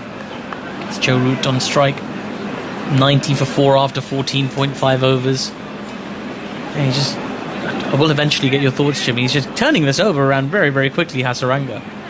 Yeah, I think the one thing that England have got in their favour is that they don't have to attack him. In the T20s he bowled well, but that's when you're looking to go after a bowler. In this situation they can just look to milk him, try and rotate the strike. They don't have to take any big risks. So I'd be surprised if they do. They're going to look to rotate the strike, I think, against him. 96 more to win this game for England as Hasaranga in short this time and pushed down the ground to the mid-wicket area by Joe Root for a single. That's a good over from Hasaranga to start with. Just the 2 runs off it. England 91 for 4 after 15 overs. And we just heard the thoughts of Russell Arnold. He reckons that they've definitely got a chance here. They can create some more moments and push England close. This won't be a straightforward win for England, as it's not as straightforward as expected, I suppose. No, I completely agree. I think England will be frustrated because 3 of the 4 wickets for me were avoidable. They were batsman error. You don't mind being 90 for 4 if the team's bowled well and have actually got you out, but they haven't. It's been batsman error that have led to this scoreline so far. So England will be they'll be just looking to these 2 to just settle things down a bit, try and build, just start building a partnership. And Joe Root's done a good job so far, 23 off 25 without taking many risks, so they'll be looking to him to anchor the innings now. Dushmantha Chameera to continue for his 6th over, this time outside the off stump, was guided to backward point. A good stop there in the gully by Mendes, and there is no run. Yes, Joe Root, of course, playing his 150th one-day international today. Jimmy, you've played a fair few one-day internationals yourself. I mean, are you always acutely aware of how many games you've played, or is it just something somebody tells you and you're like, all right? Yeah, he might have known it, but generally, especially one-day cricket and T20s, you just turn up and you don't have a clue what number it is. And someone hands you a cap to say you've played 150. In comes Chameera, short outside the off stump, and Joe Root slaps that through the covers. There is a man sweeping out there, and they will take a single. Score moves on to 92 for 4 now. Yeah, is that how it happened on your 150th game? You just got given a cap and 150. I've got to 150, have I? Was it a surprise? I can't remember my 150th one-day international. It feels like a long time ago. But yeah, it's certainly not. I mean, it's nice receiving a cap and stuff, but it's just another game, isn't it? You're just trying to keep performing for your team and keep taking wickets, scoring runs. So you don't know where yours is, I take it? It's in my house somewhere. Chameera, in he comes, short this time and just tucked into the leg side by Moeen Ali, and they will take a single. In fact, they wanted a second, but wasn't really there, so just held firm. 93 for 4 now. Yeah, not many people have, not many English players have made it past 150 caps. I'm sure Andy Zaltzman's got some stats on this for us. Joe Root is the 7th England player to play 150 or more one-day internationals. Owen Morgan has the most, 221 for England. Also played matches for Ireland. Paul Collingwood 197, and Jimmy with 194. Alex Stewart 170. Ian Bell 161. Darren Gough, one of England's finest white ball players, 158, and now Joe Root on 150. What a list. In comes Chameera, full ball, and just dabs fine to the 3rd region, and they'll take the first one quickly, and that's all they'll take, just the one to 3rd. Lovely shot there from Joe Root, though, a bit of finesse there. 94 for 4. That'd make a great 11, wouldn't it, Andy? Great list of players as well. Some very memorable moments from one-day international cricket over the years. A few of them are a bit past it now, to be honest. I don't think it'll be it should be that good in 11. Well, I can't say it. You can. You've played 190 odd games. 94 for 4. England getting closer and closer to that mark of 186 they need to win this game. Chameera in coming close to the end of his 6th over. Still got a slip in place. Wide outside the off stump and driven beautifully by Moeen Ali. There is a man sweeping out there, but that'll be encouraging for Moeen just to find the middle of the bat, the full flow of the blade. Another single to score. He's got 4 off 10 now. The 1 ball to come in the 16th over. 95 for 4. Very exciting player to watch. One of the most exciting players in this side, Moeen Ali, in all formats of the game. And somebody, I mean, I used to speak quite fondly about just having him in the dressing room. Yeah, he's one of my favourite players to watch, and he's one of the funniest guys in the dressing room. Great to have around. But yeah, when he's in full flow with the bat, just phenomenal to watch. Chameera in now to Joe Root. There's a short outside off stump, and Joe just cuts it down to deep backward square, and they'll take a single. And that is the end of the 16th over. 96 for 4. I mean, you've said this a couple of times that he's a really, really funny guy. Yeah. Do you reckon you can give us an example of something funny he did in the dressing room? I'll tell you what, think about it and, you know, share that story with us, and in a second Scott's going to join you and he'll chime in as well. No, I'm not going to be able to think of anything. He's just got he's very quick-witted, I'll say that.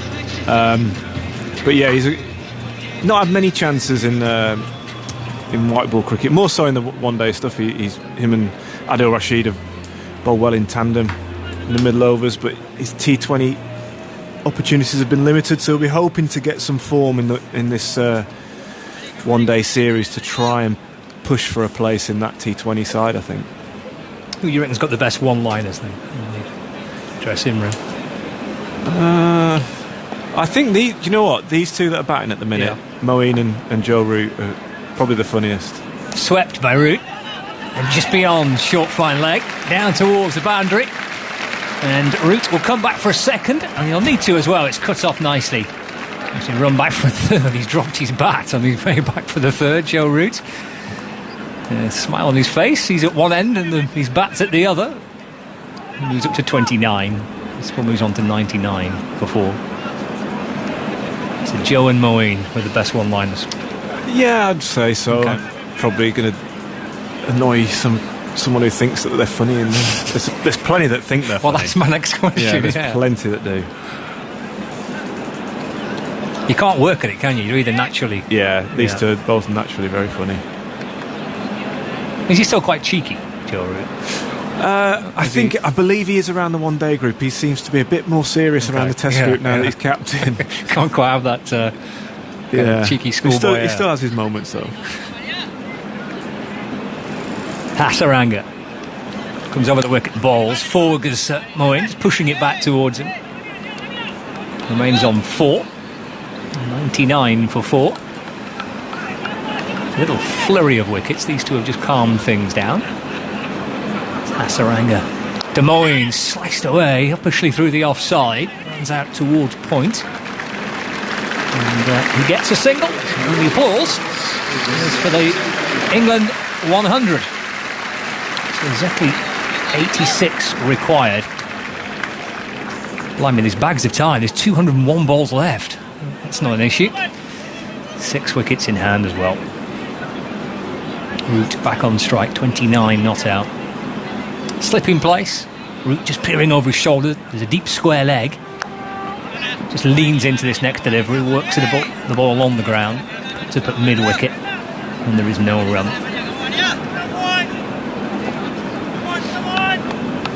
Saranga tossed the ball from one hand to the other, bounces back in, bowls, fizzles a bit quicker, maybe a little flatter. Root goes back. It's punched down through mid-on. Jogs through for a single. Root to 30. England to 101 for 4. 85 runs away from victory. Moeen back on strike. The keeper crouching down. Hasaranga balls. Moeen plays a full defensive. Bat in front of his pad. Worked back down the pitch. No run. That's the end of the 17th over. 101 for 4. Root on 30. Moeen on 5. And these two showing all their experience after a little flurry of wickets, Jamie, just to slow things down again. Yeah. It's handy having someone like Joe Root, the calm nature of the way he bats. It astounds me that he doesn't seem to have played any big shots or expansive shots, and yet he's 30, almost a runnable 30. So for someone to be able to do it with that amount of ease and yeah, the calmness that he goes about things with, I just think is really impressive. And England are very fortunate to have him bat at number 3, and yeah, he'll just be looking to anchor this innings and try and bat through to the end, and everyone else can sort of bat around him.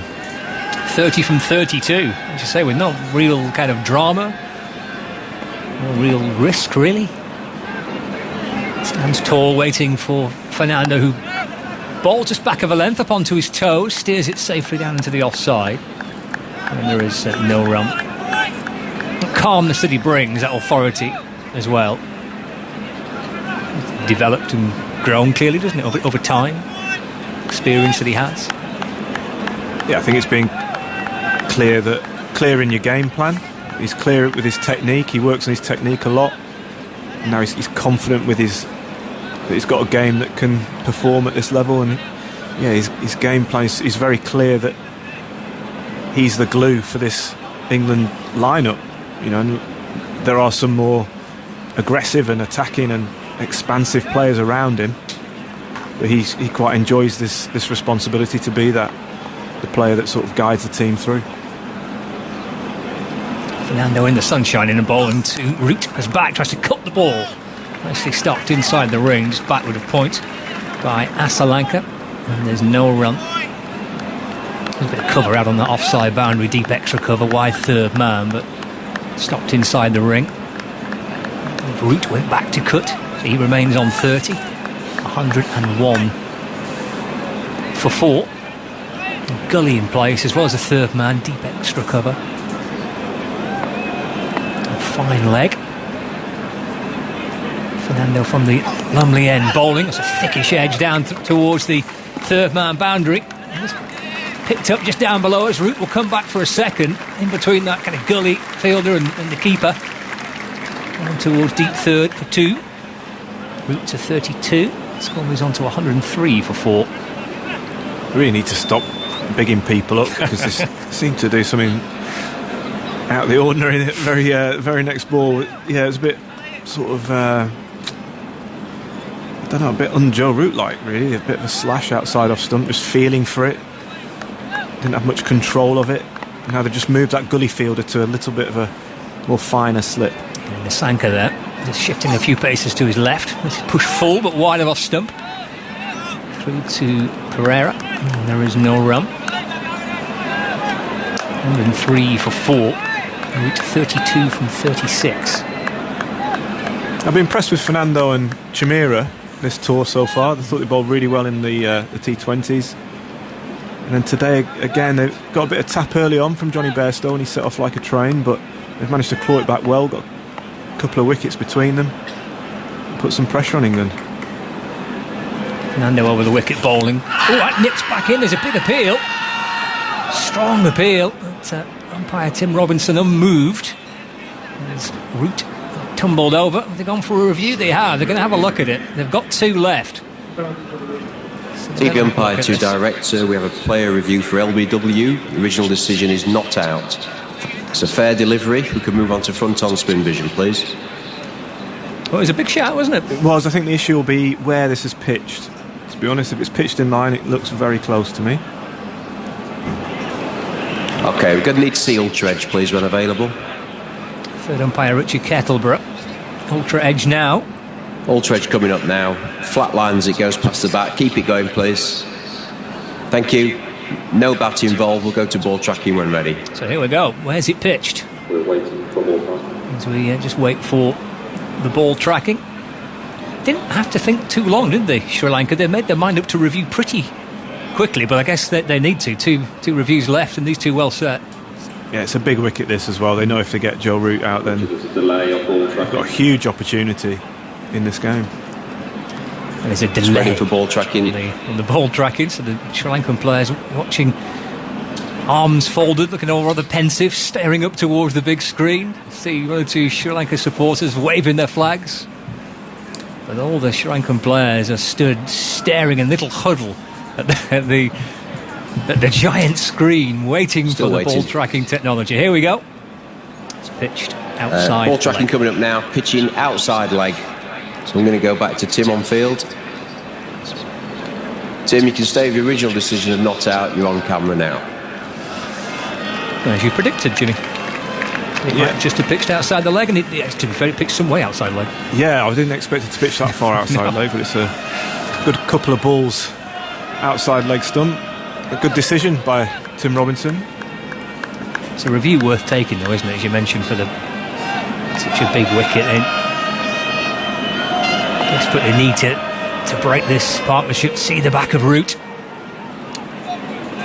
on 32, 103 for 4. Fernando in and bowls, cut down towards third man. Root gets through for a single. Moves up to 33. Score now to 104 for 4. That is the end of the 18th over. And here's Andy Zoltzman. England's first 50 took just 4.5 overs. The next to get them, well, in fact, it was 54 for naught after Livingston hit the 6 to bring England's 50 up. And it took 12 overs after that to reach 100, in which time 4 wickets fell. We mentioned how Chimera's come back. His first spell, 0 for 24 from 2 overs with 4 fours by Bairstow. Second spell, 0 for 24 from 2 overs, and his second spell, 2 for 17 from 4, plus that dropped catch, which is looking like a significant turning point. Hasaranga, mentioned how good he's been in T20 internationals. Hasn't had quite the same level of success in one-day international cricket. 21 wickets at 38, but a decent economy rate of fractionally over 5, which by modern standards is pretty tidy. I guess Chimera also carrying on from where he left off in the T20 series. He had a third T20 match, picked up 4 for 17. Hasaranga in the sunshine bowling. Right forward goes Joe Root, would stride down the pitch, bat in front of his pad. Defends that into the onside, no run. Slip in place. Mid-wicket, backward point, extra cover, deep backward square leg. Hasaranga to Root. Forward, driving down the ground, stopped by Hasaranga off his own bowling, leaping out towards his left-hand side. And there is no run. 104 for 4. Hasaranga bounces in and bowls again. Root goes right back this time. Steer it behind square on the offside, just towards backward point. And there is no run. Halfway into the 19th. Crowd in good voice. Hasaranga in, little flatter. Squirted out through the onside, just underneath the man at short mid-wicket. Root gets a single, he moves up to 34, scored to 105 for 4. With 2 balls left of the Hasaranga over. And Moeen Ali back on strike, just tweaking the field slightly. There's a fine leg, there's a deep point. Hasaranga bowling. Moeen going back, just a little tickle off the pads down to fine leg for a single. And he moves to 6, the score to 106 for 4. James Anderson is leaving us, so Emery will be coming in. This is the last ball of the 19th over. The crowd are in good voice and they're singing songs that perhaps might well be heard at Wembley this evening as Hasaranga's into Root. He leans forward and punches up towards deepish mid-on for a single. He's nicked the strike as well. Root he has, 19 gone. 35 to him, 107 for 4, so 79 required. Loads of balls left, 186 deliveries and 6 wickets in hand. And I mentioned the crowd singing here at Chester Street. We're well aware there is another England team in action this afternoon. If you want to follow England against Germany, it is on BBC One and 5 Live from 5 o'clock, so about 40 minutes away. So you can have the football on the TV and you can have us on the radio as well. A little bit of both. Footy's on BBC One. Stick with us on 5 Live Sports Extra or the BBC Sounds app, or catch the highlights from this game on the BBC Sport website and app. We're about 40 minutes away from the other game. Fernando bowling. Up goes Root onto his toes. Steered safely through the ground out towards point. And Root moves to 36. 108 for 4. It's lively outside, Ebony. It's a nice little atmosphere around. Yeah, so it should be as well. I mean, think about how sports-starved we've been over the last year or so in terms of live crowds. I think the worry for a lot of us was, would we get to this point where we would all hope to have full crowds, fair enough, but 50% right now with this energy feels up there, doesn't Absolutely it? Sun shining as well. Happy days. Crowds in at Wimbledon, crowds at Wembley. Fernando to Moeen Ali. He leaves it through to the keeper and there's no run. What do you make of these two then, Ebbs? This is a nice, solid partnership between two of the very best. Yeah, smart batting, isn't it? We were talking on my last stint about just how good Joe Root is. I think a nice window here for Moeen Ali, actually, if he can operate the kind of all-rounder role today in terms of a little bit with the ball and then finish the game with the bat. Do him no harm. Fernando to Moeen Ali. Clip off the pads just to the right of the square leg umpire. Tall figure of Michael Goff, who gets out the way a bit. The ball rattles along the ground. Just seeing Mickey Arthur on the screen. I would have been worried as a player if they would have. Let's just imagine Johnny Bairstow kept going and England would. I would have been scared to go and see him because he was fuming, but he has calmed down. Now the bowlers have got in the game, created a bit of pressure, fought back. Yeah. He looked a little grumpy earlier on today, didn't he? Fernando to Root, who shuffles across the stumps and allows that one just to be angled across him into the gloves of Pereira. No run, especially in that period where there was those run-outs and it all got a little bit frantic, didn't it? And it didn't look very good. Yeah, it must be hard as a coach because look, he's seen the game at the highest level as a coach and knows what it takes and they would have spent millions of hours going through plans on boards and how you play each bowler, and then over the last few games it's been pretty frustrating for a Sri Lankan fan. Fernando to Root, just bends his knees, has to cut the ball down towards maybe backward point or wide third, and then just picks out the man backward of point. That's Lanka fields, and there's no runs. Stopped quite a few runs there actually for Sri Lanka. Just backward of point inside the circle. Still plenty of energy in the Sri Lankan camp. The players still on their toes, a lot of chirping around, applauding and encouraging. You've got to keep going, haven't you? You've got to keep believing. One wicket can create a bit of uncertainty. Root up onto his toes and allowing that one to go through. Nestling into the gloves of Pereira. It's the end of the over, so 20 gone, 77 needed. 109 for 4. Root has 36. Moeen's on 7. Yeah, I'd also say maybe what might be more frustrating for Mickey Arthur, you look down and actually, even though the results aren't showing, they have got the makings of a team that can build. And I mean, a bowling attack, you look at Chamira, Fernando, I think that looks nice. They've got spinner Hasaranga, who you can see offers you a little bit here with the experience of Pereira.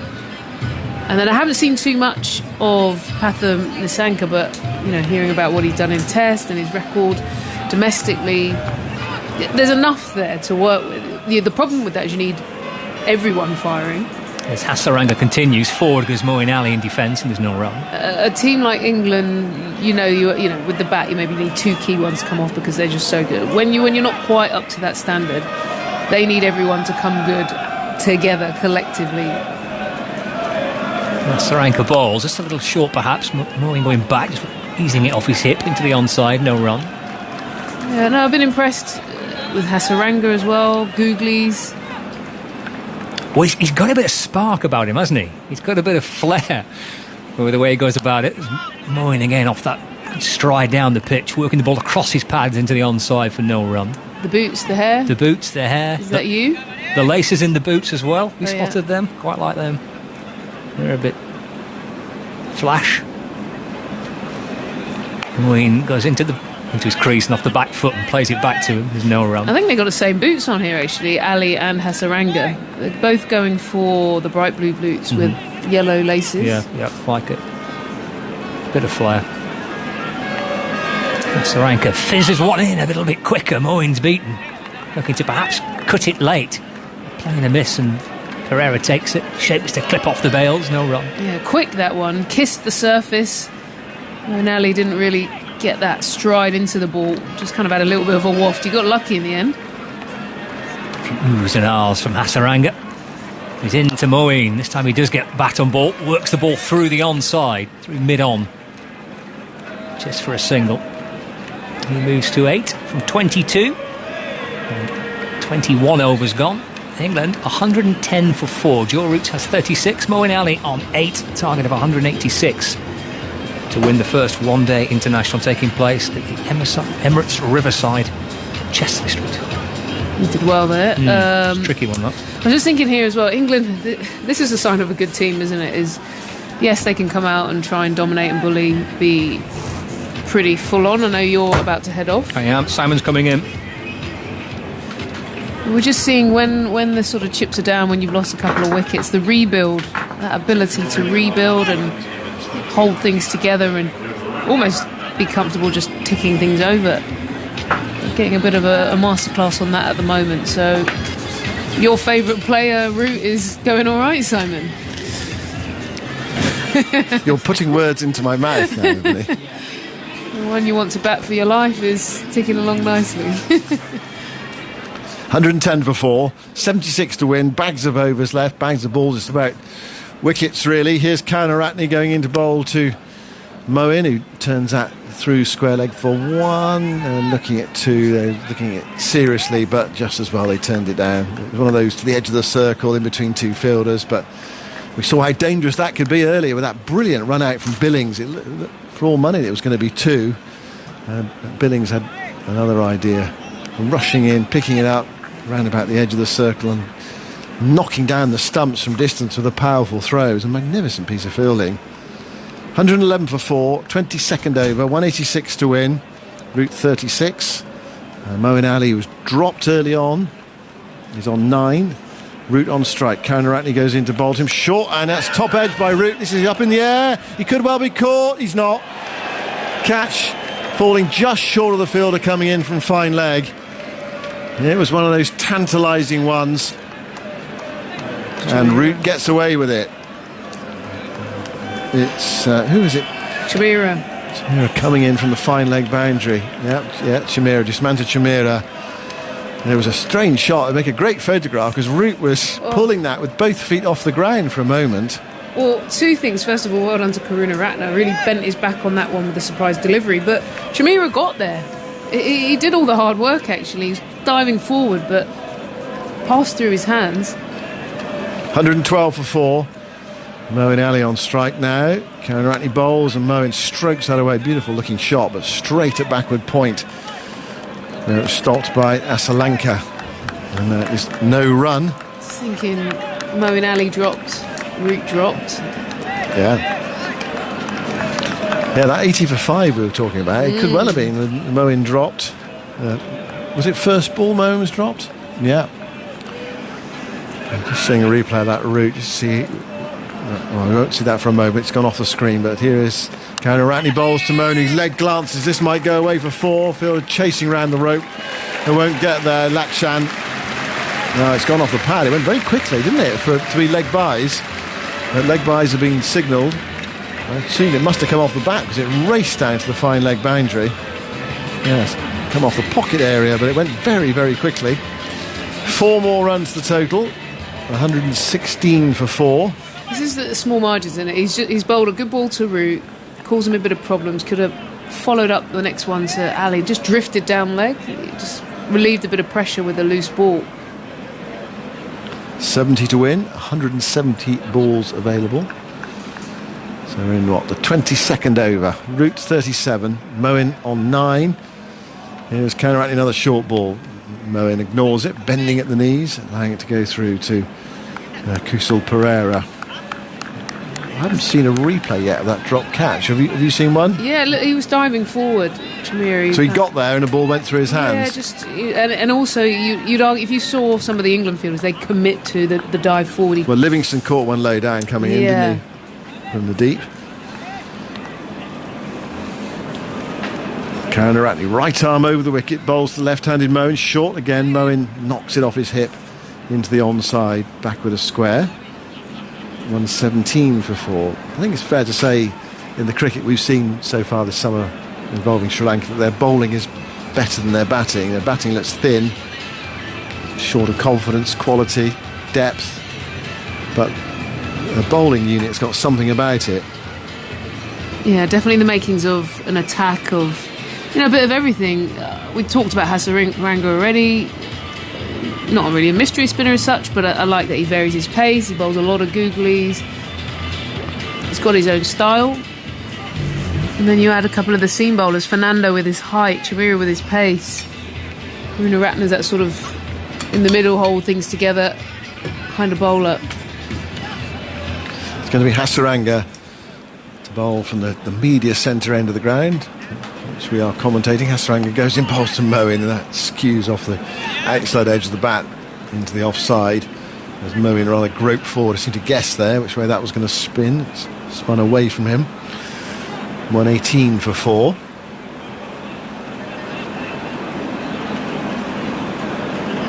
I'm just seeing the drop catches from Sri Lanka on my monitor now. Yeah, Moeen put down by the keeper. First ball, Kusal Pereira. And then Root the top edge down to fine leg. Here's Hasaranga bowling, and Root plays a little reverse dab there over the shoulder number. It's gone down fine. Far end of the ground. They come back for 2. They can look at 3. Yes, Moeen's hustling back for the 3rd. And he gets there. The throw was decent enough. Actually wide of the stumps. To be right over the bails. And it might be more of a test, but I think he had that under control. Right, I'm just seeing that Root one now. That's difficult to say from that camera angle. Not an easy catch. Well, Chamira coming in. Score goes to 121 for 4. And Root to 40. And Joe Root's just passed 6,000 runs in one-day international cricket. Hasaranga to Moeen, and Moeen struck on the pad, goes down fine. Pinch a leg by. Signal by umpire Goff, 122 for 4. He's the 62nd player in men's one-day internationals to reach 6,000 runs. Only the second for England after Owen Morgan. And of those 62 players, Root reaching it 6,000 in his 141st innings is the joint 4th fastest in terms of innings played to reach that milestone. Hasaranga bowls, Root stands up and punches that through the offside towards deep extra cover. They've gone for 1, and again they have a look, but the throw comes skimming in, a bit like when those pebbles you skim on the beach. I've not seen one of those employed very often. A real skimmer, wasn't it? Scudding across the turf, 2 or 3 bounces in. Got back to the wicketkeeper very quickly. 123 for 4, Root to 41. Hasaranga bowls, Moeen clips into the onside for 1. Again, it's one of those, it sort of teases them, makes them think about the second. Throws bulleted in over the stumps this time by Karunaratne. 124 for 4. So Root is the 4th fastest one-day player to 6,000 runs. Yes, I'll tell you the top 3. Let's see if we can guess. A little guessing game. Okay. Play it with He's joint 4th. Joint 4th. Okay. Hasaranga bowls to Root. Oh, he just keeps that out of his stumps. And he rolls back up the pitch, and there's no run. End of Hasaranga's over. 124 for 4.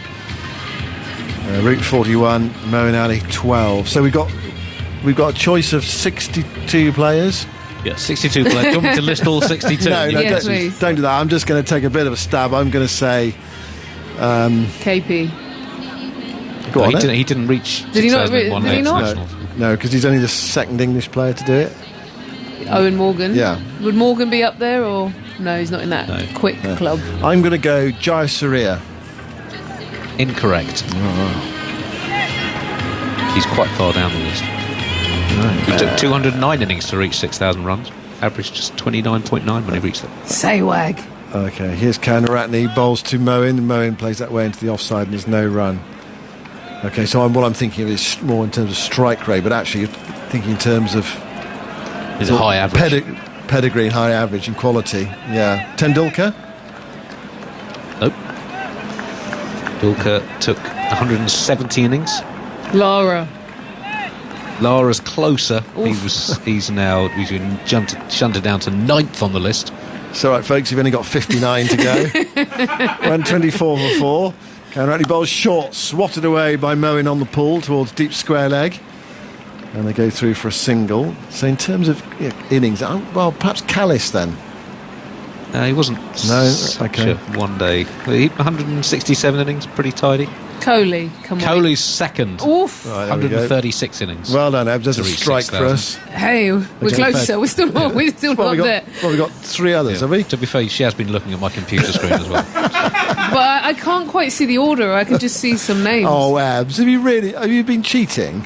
I can't looking actually over see the the numbers. shoulder. I'm just seeing who's in the rough club. Oh, I see. Oh, I'm very disappointed in you. Counter-Anthony bowls and cracked away by Root. Good stop at backward point, though, by Lanka, diving away to his right. Some good cricket there. Fine shot from Root. Really timed that. And Lanka gets a low 5 from one of his colleagues for that. I wouldn't say that Virat Kohli's like a wild out there choice, is he? No, he's not. It's not like plucking one from. No, but we did have oblivion. Lara and Jayasuriya, etc. And you did look over around his shoulder. So But Kohli's kind of Kohli, right? Right, okay. Come on. Is it someone we're going to get, or we would have to go through all 59? Lanka to Root, and Root forces that away, square with the wicket on the offside, out towards deep point. They've gone for 1. They will settle for it this time. Oh, no, hold on, there's going to be an overthrow because the ball backs hard into the surface, over the keeper's head, then over the fielder, backing up as well. Then the throw hits the stumps. Oh, they get another one. No. Oh, double overthrows. So for a nice shot out to deep point, England pick up 3. 2 single on that, and inevitably the cameras go straight to Mickey Arthur, who will not be happy about that. Although he's trying to contain himself. He's chewing at the cuff of his top at the moment. Now he's pointing. I mean, it was a bit unlucky because the ball went into the surface and bounced high, and then the throw hit the stumps at the non-striker's end, deflected into no man's land. Counter-Anthony bowls, Moeen drives towards deep cover. He's timed that really well. I mean, only a single though. Hasaranga, his cap falls off as he returns on the bounce to the wicket-keeper. One more, 129 for 4, 57 to win for England. Right, we're still thinking, Andy. Give us some countries then. Well, in joint 4th place, West Indies. Gale. No, go further back. Richards. Arguably, Viv Richards, possibly the greatest one-day batsman of all time. Yeah. Particularly when you compare his stats with his contemporaries, he reached 6,141 innings, averaging 50 with a strike rate of 90, and the overall run rate was way lower then than it is now. 129 for 4. Root on 44. Short, pulled away by Root towards deep backward square leg. Hasaranga is there. Again, a single. 130 for 4. So we've knocked off India and the West Indies. Yes. 2 others. One from New Zealand and one from South Africa.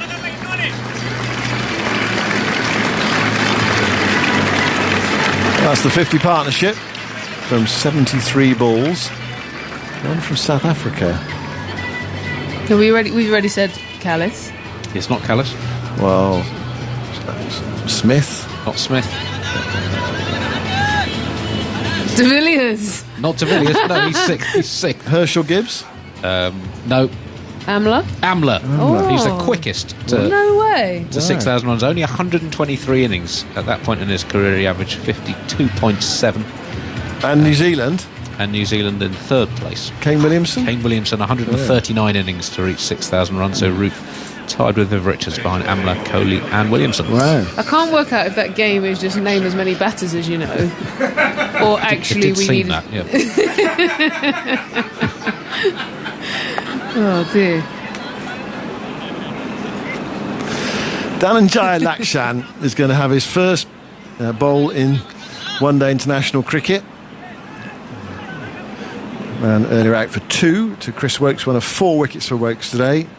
4 for 18.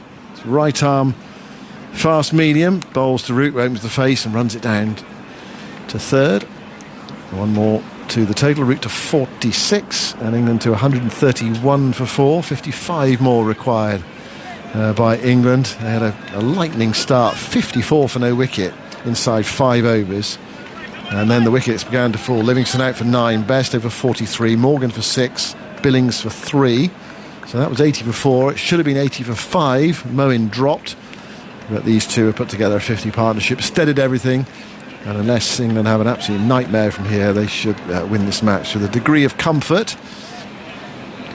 Here's Lakshan bowling to Moeen. Moeen angles that away. Can't beat the dive. Lanka at backward point, and there is no run. So of players who've scored 6,000 runs, who has the best strike rate? So who scored quickest? You mean over their whole careers, or at the point that they'd scored their 6,000th run? 6,000 runs and above. So significant run scorers in one-day international cricket. Who has the best strike rate? So here is Moeen angling the ball away again to Lanka at backward point off Lakshan, and there's no run. So basically, quality, consistency and entertainment all rolled into one. Well, the highest strike rate is not someone who is associated with consistency of those players. Shahid Afridi, who scored 8,000 one-day international runs, averaged 23.5, but a strike rate of 117 per 100 balls. Right. Comfortably the highest of all players on this list. Lakshan bowls to Moeen, short, slapped away out towards deep square. Sri Lanka exploring the middle of the pitch quite regularly. It nearly worked with the dismissal of Root to fine leg. Shamira rushing in and not quite taking the catch. 132 for 4, 54 to win. Virender Sehwag averaged 35 with a strike rate of 104. Here is Lakshan bowling to Root, and Root drives through extra cover. Hasaranga comes round. Root this time will get 2. So England piecing this together now. 52 more to win from 151 balls. We're in the 25th over. So there's a reasonable chance here England will get home, say, with 15 overs to spare, something like that, and possibly by 5 or 6 wickets. But at one stage, another half an hour, 40 minutes of Bairstow, and it had been sort of remarkable chases. Root goes down on one knee, hits that square of the wicket on the offside. Good looking shot. Hasaranga again sends a difficult one for the wicketkeeper. This time there are 3 backing up. He's kicking off here, Pereira, understandably. You talked about that round arm. He's not only wanged it in, he's thrown it in a good 3 metres or so right at the stumps. End of the over, 135 for 4. So 51 to win from 25 overs with 6 wickets left. The other of the 3 players who scored at fast on the runner ball with over 6,000 ODI runs is AB de Villiers, who also averaged 53.5. Virat Kohli, 6th fastest strike rate currently, 93, and an extraordinary one-day average of 59. Then Viv Richards as the top 10 fastest strike rates, also averaged 47. As I said, he played a much lower scoring, slower scoring era of one-day cricket. So if you play around with sort of comparative stats versus contemporaries and teammates, then I think Viv Richards might possibly come out as the best one-day batsman. Well, I'm just looking, our conversation, Morgan versus Root, or not versus, but in the same club. It looks like Morgan would be the English player with the highest strike rate. Will he be on that list? Yeah, but there's only 2 of them on the list. So Morgan's strike rate 91, that's includes his games with Ireland, average 39. Root's average much higher, 50, and his strike rate around about 87. Just wanted to confirm that, thanks. Jaya Wickrama into the attack for his first delivery in one-day international cricket. The slow left armour, and Root goes back and forces it up towards long on, and there is another half century for Joe Root in one-day international cricket. 50 not out. From 58 balls with just 2 boundaries, a classic Rootian innings. Decent strike rate, not many boundaries, worked it around nicely. It's his 50th score of 50 or more in one-day international cricket, and he has 1600s amongst that, and it's his first 50 since the World Cup. 50-50s. There's a nice ring about it in his 150th game. It's not bad. Jaya Wickrama bowls from round the wicket to the left-hander, and Moeen wafts him away into the onside towards deep mid-wicket. Mendes sends in the return, and they're through for a single. 137 for 4, and Moeen goes to 16 from 37 balls. England closing in. Wonder whether some people have made their minds up. You bought your ticket today for the cricket, whether the crowd's just thinned out a little bit. Root nudges that away into the onside for 1. It's another one that goes outside the circle. You think about 2, but they don't come back. I think it has thinned out a little bit as we approach 5 o'clock and events elsewhere. You almost need that extra screen and a decent pair of headphones in the crowd, and then you kind of sorted, aren't you? Live and... Yeah. Here's Jaya Wickrama bowls and turned away by Moeen just outside the circle. Just to say, the football is not being shown on the big screen here afterwards as well, so whether they want people to go home, I don't know. There is a sort of social distancing aspect to it, isn't it? Everyone's sort of gathering and, I don't know, hugging or perhaps commiserating. Who knows which way it will go. Jaya Wickrama bowls, and Root plays another one of those dad reverse over the shoulder numbers. It's coming down towards the boundary. They've gone for 2 this time. Lakshan sends in the return. If you want to follow England versus Germany, BBC One and 5 Live from 5 o'clock. You can have the football on the TV and us on the radio. And you can catch the highlights from this game on the BBC Sport website and app. Here is Root turning into the onside, forward a square, and they're through for a single. So that's the end of the 26th over. 142 for 4. It's 44 to win. And it's one of those situations that if we were coming towards the close of a match, you could try and knock off 44 in 5 overs or something like that, but I imagine they'll knock it around for a bit and see where they get to. Right, Ebony, more from you, and then it's going to be Atif Nawaz. Well, I have to admit, with the way Root is batting at the moment, just playing the situation with a bit of timing, a bit of touch, and then also you add that to Sri Lanka's current bowlers, Lakshan and Jaya Wickrama, are just not looking threatening, if I'm honest. It looks very gentle, very friendly.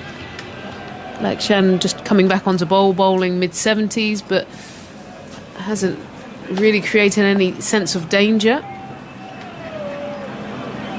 In comes Lakshan now, short outside the off stump and hammered by Joe Root through the covers to the man sweeping for a single. Yes, absolutely, Ebbs. I think this has been a wonderful partnership for England. Just had that stabilising effect they were looking for. It's worth 63 runs now, and you know when they came together, there was a bit of danger, a bit of jeopardy for England, really. And we saw Moeen Ali, even off his first ball, just dropped as well. And Sri Lanka will look back and just wonder, had they dismissed Moeen Ali early, would there be more pressure here right now on the England team as Lakshan comes in once again, full ball, just defended by Moeen Ali into the covers for no run, 143 for 4. It's been a very measured and astute innings from Moeen Ali. This 17 from 39 deliveries. We've gotten so used to watching him blitz the ball to all parts. It's quite refreshing, Jimmy Anderson, to watch him play this kind of mature and appropriate innings for the scenario. Yeah, absolutely. He got a slice of luck. I think it was his first ball that was put down by Pereira, but after that he's been pretty faultless in his innings so far. He's on strike now. As in comes Lakshan, and this time just pushes the ball through the gap in the covers to the man sweeping, and they take a single. 144 for 4 now. England 42 runs adrift of taking a 1-0 lead in this 3-match ODI series. In today's game here, Chester Street in Durham.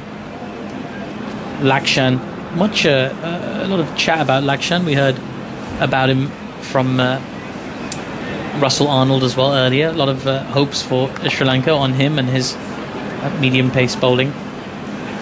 Dhananjaya in again, full ball and driven beautifully by Joe Root, but only as far as mid-off, and there will be no run. 144 for 4.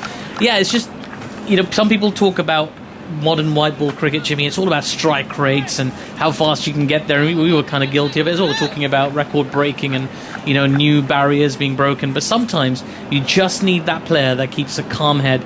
We talk about the anchor role and all that, but ultimately you want somebody who's got that kind of backbone, that calmness to take you through to what can be a challenging total. I'll get your thoughts after this delivery as Lakshan Dhananjaya is in once again, full ball and driven beautifully again by Joe Root. The sweeper's been very, very busy off late. They take another single, 145 for 4.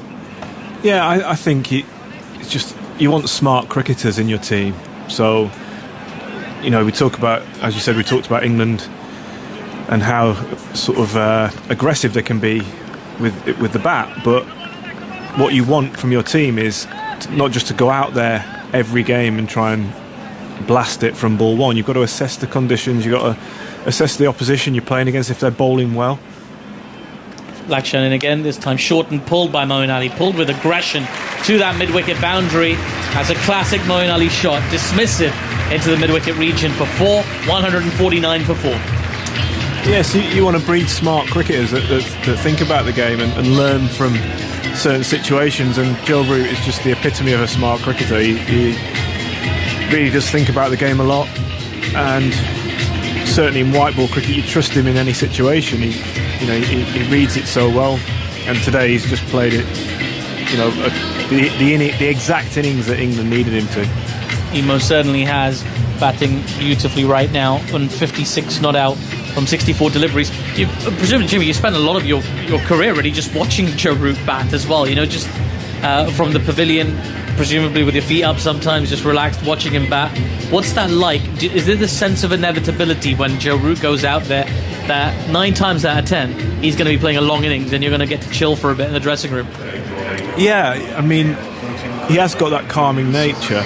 I think there's times when he can look a bit nervy at the start, but I think every batsman in the world has that, first 10 balls. But once he gets in, there's just a real calmness about him that I think that then rubs off on the rest of the team. Hasaranga back in now for his 6th over. His first one slides on a little bit quickly to Joe Root, who just pushes it into the leg side for a single. It's been very economical so far as Hasaranga. 18 from his first 5.1. England's 150 is up.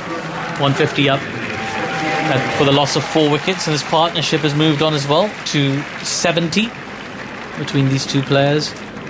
It's been just brilliant, just kind of taken the life out of the Sri Lankan effort in this innings, shown that gulf in class. It's really what Sri Lanka were missing, really, that lower order batting potential, that batting class that England have. Hasaranga in once more, full and driven, but blocked by Hasaranga, no run scored. Yeah, so that calming influence, it's so important as well in Test cricket, longer form cricket, ODI cricket. There's moments where the opposition can really just make a big dent in the game, as Hasaranga in once again, this time driven to mid-wicket for a single by Moeen Ali. Yeah. There's these moments that if they kind of build on you, they can create pressure and panic and all that kind of stuff. How when you talk about calming, how calming is he as a captain? How calming is he in the field when you're playing alongside him? Tell me after this delivery as Hasaranga in once more, full and again driven to long on for a single. Yeah, I think his whole sort of demeanour is quite he's quite laid back. And he has a natural calming influence on the group. Just watching him go about his business. Doesn't get flustered too much in the field when he's captain. I've had the odd argument along the way, but who doesn't? Next ball's been worked into the leg side for another quick single by Moeen Ali. He moves on to 24 now from 44 deliveries. Does he ever get angry? He gets angry when he gets out, yeah. But he rarely gets angry on the field or with the group of players. He always tries to be sort of maintain a level head. Saranga in once again, that worked into the leg side by Joe Root this time. They might get 2 this time. Yeah, they get back, turn very very quickly. They take 2 to Lakshan in the deep.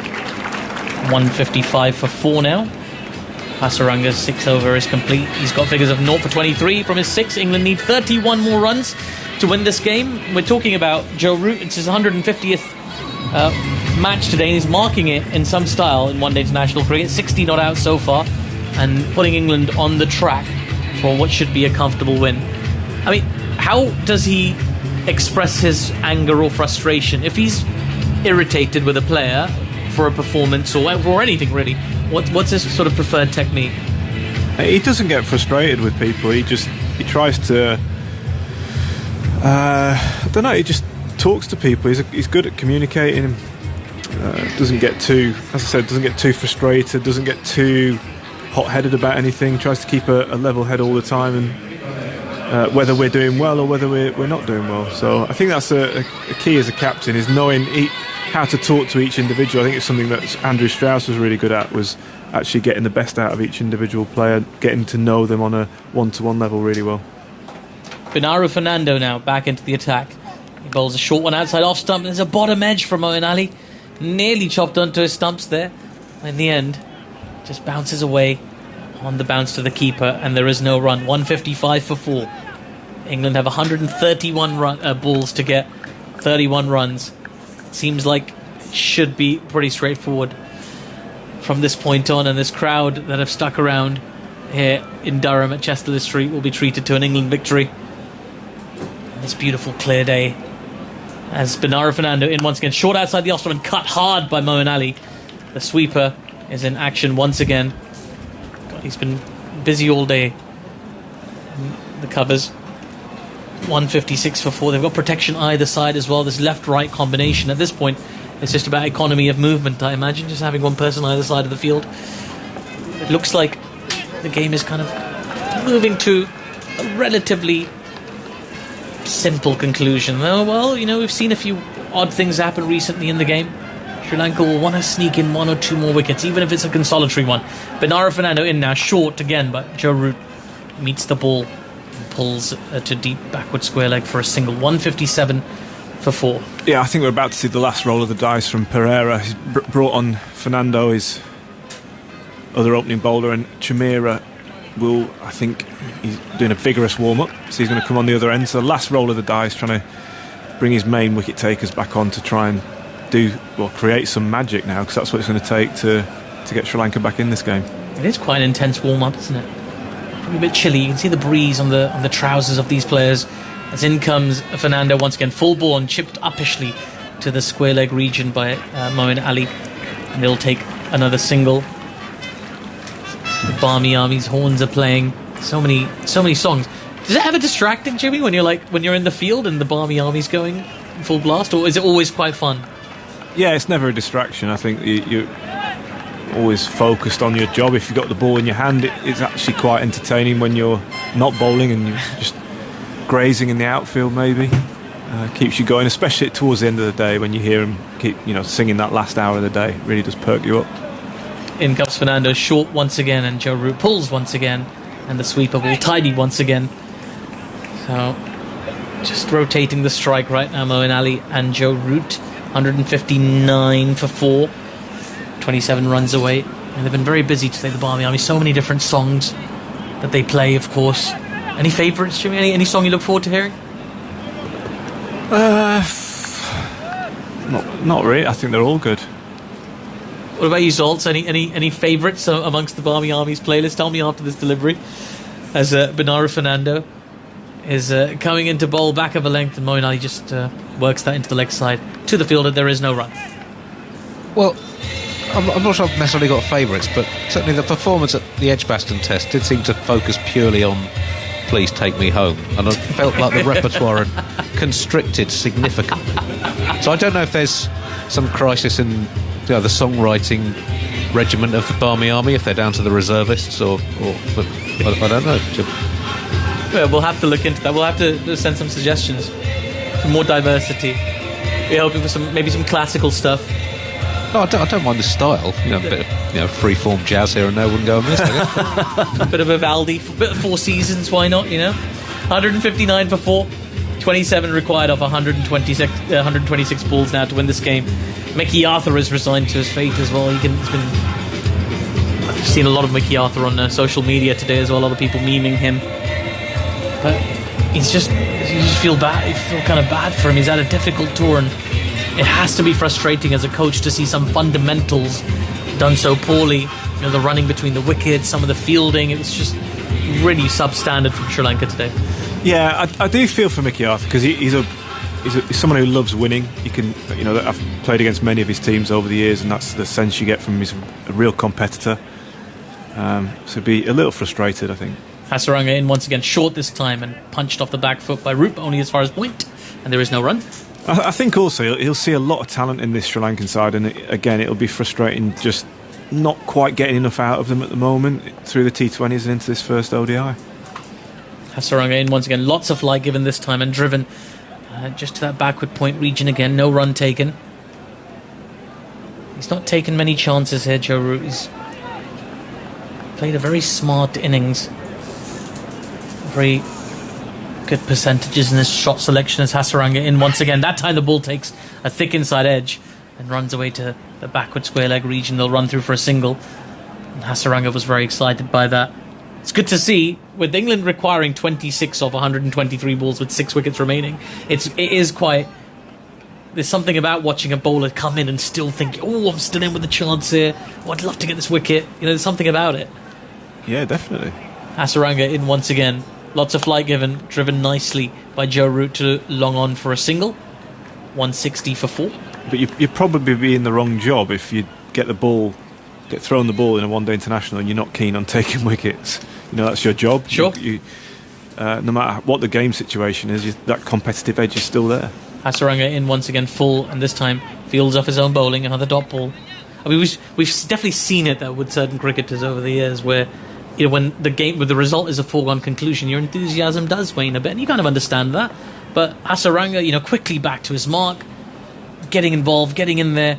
This time a bit shorter and cut nicely by Joe Root. Diving stop at point prevents anything more than the single. The score moves on to 162 for 4.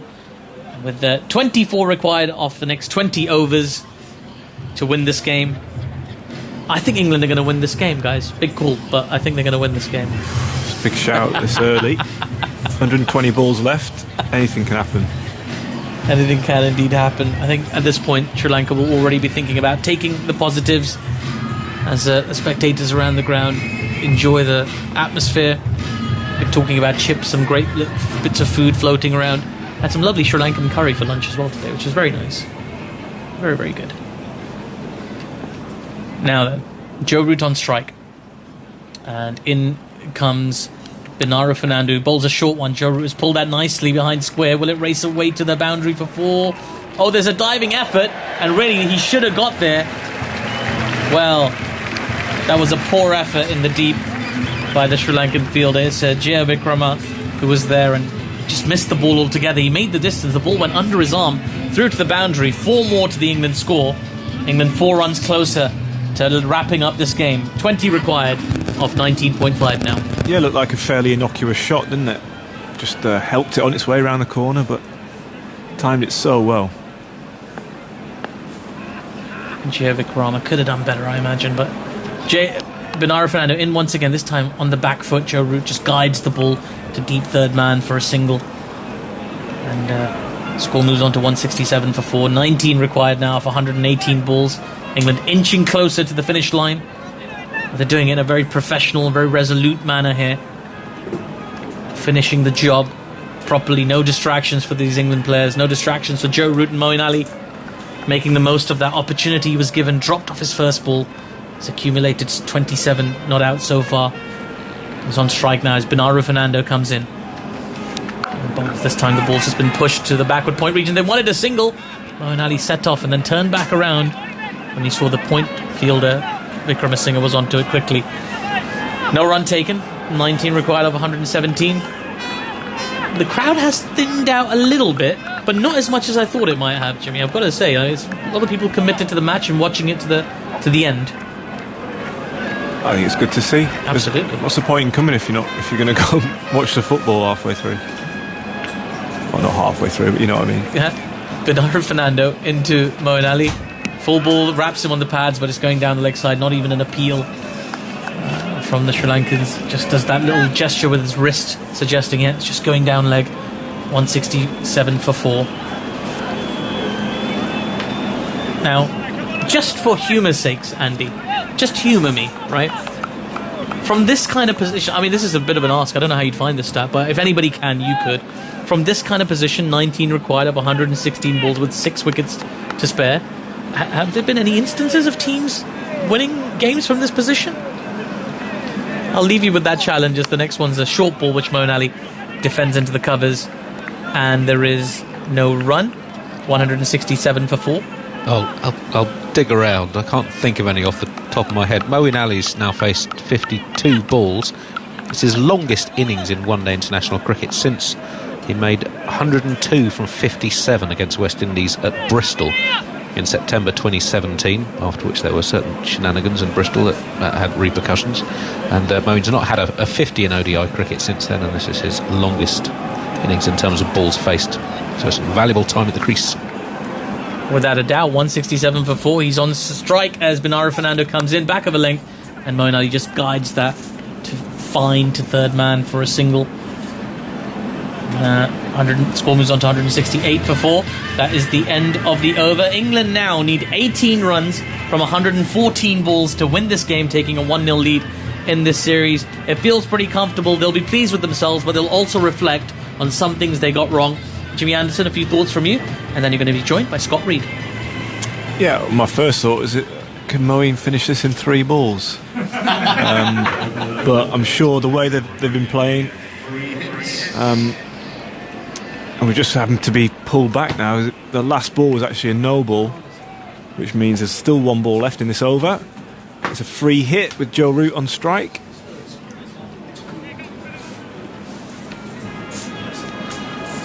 So I was going to have to talk through the ball there, Scott. Just in the nick of time. It's okay. Yeah, free hit then. Where's Root looking? As Fernando comes in and balls to Root, and muscle the ball away through the onside, but didn't quite get a hold of the whole thing. Picked up out in the deep. It's just the 1 run. That is the end of the over. So 16 required. Well, it all felt rather light at the halfway stage, didn't it? It all felt as though there wouldn't be enough runs on the board, and even with that little flurry of wickets when Bairstow fell, Livingston fell, then Bairstow quickly after, and then Morgan not too long after that, there was a period where maybe you thought perhaps it could be tight. The drop catch for Moeen Ali would have been 80 for 5. That is pivotal, isn't it, really?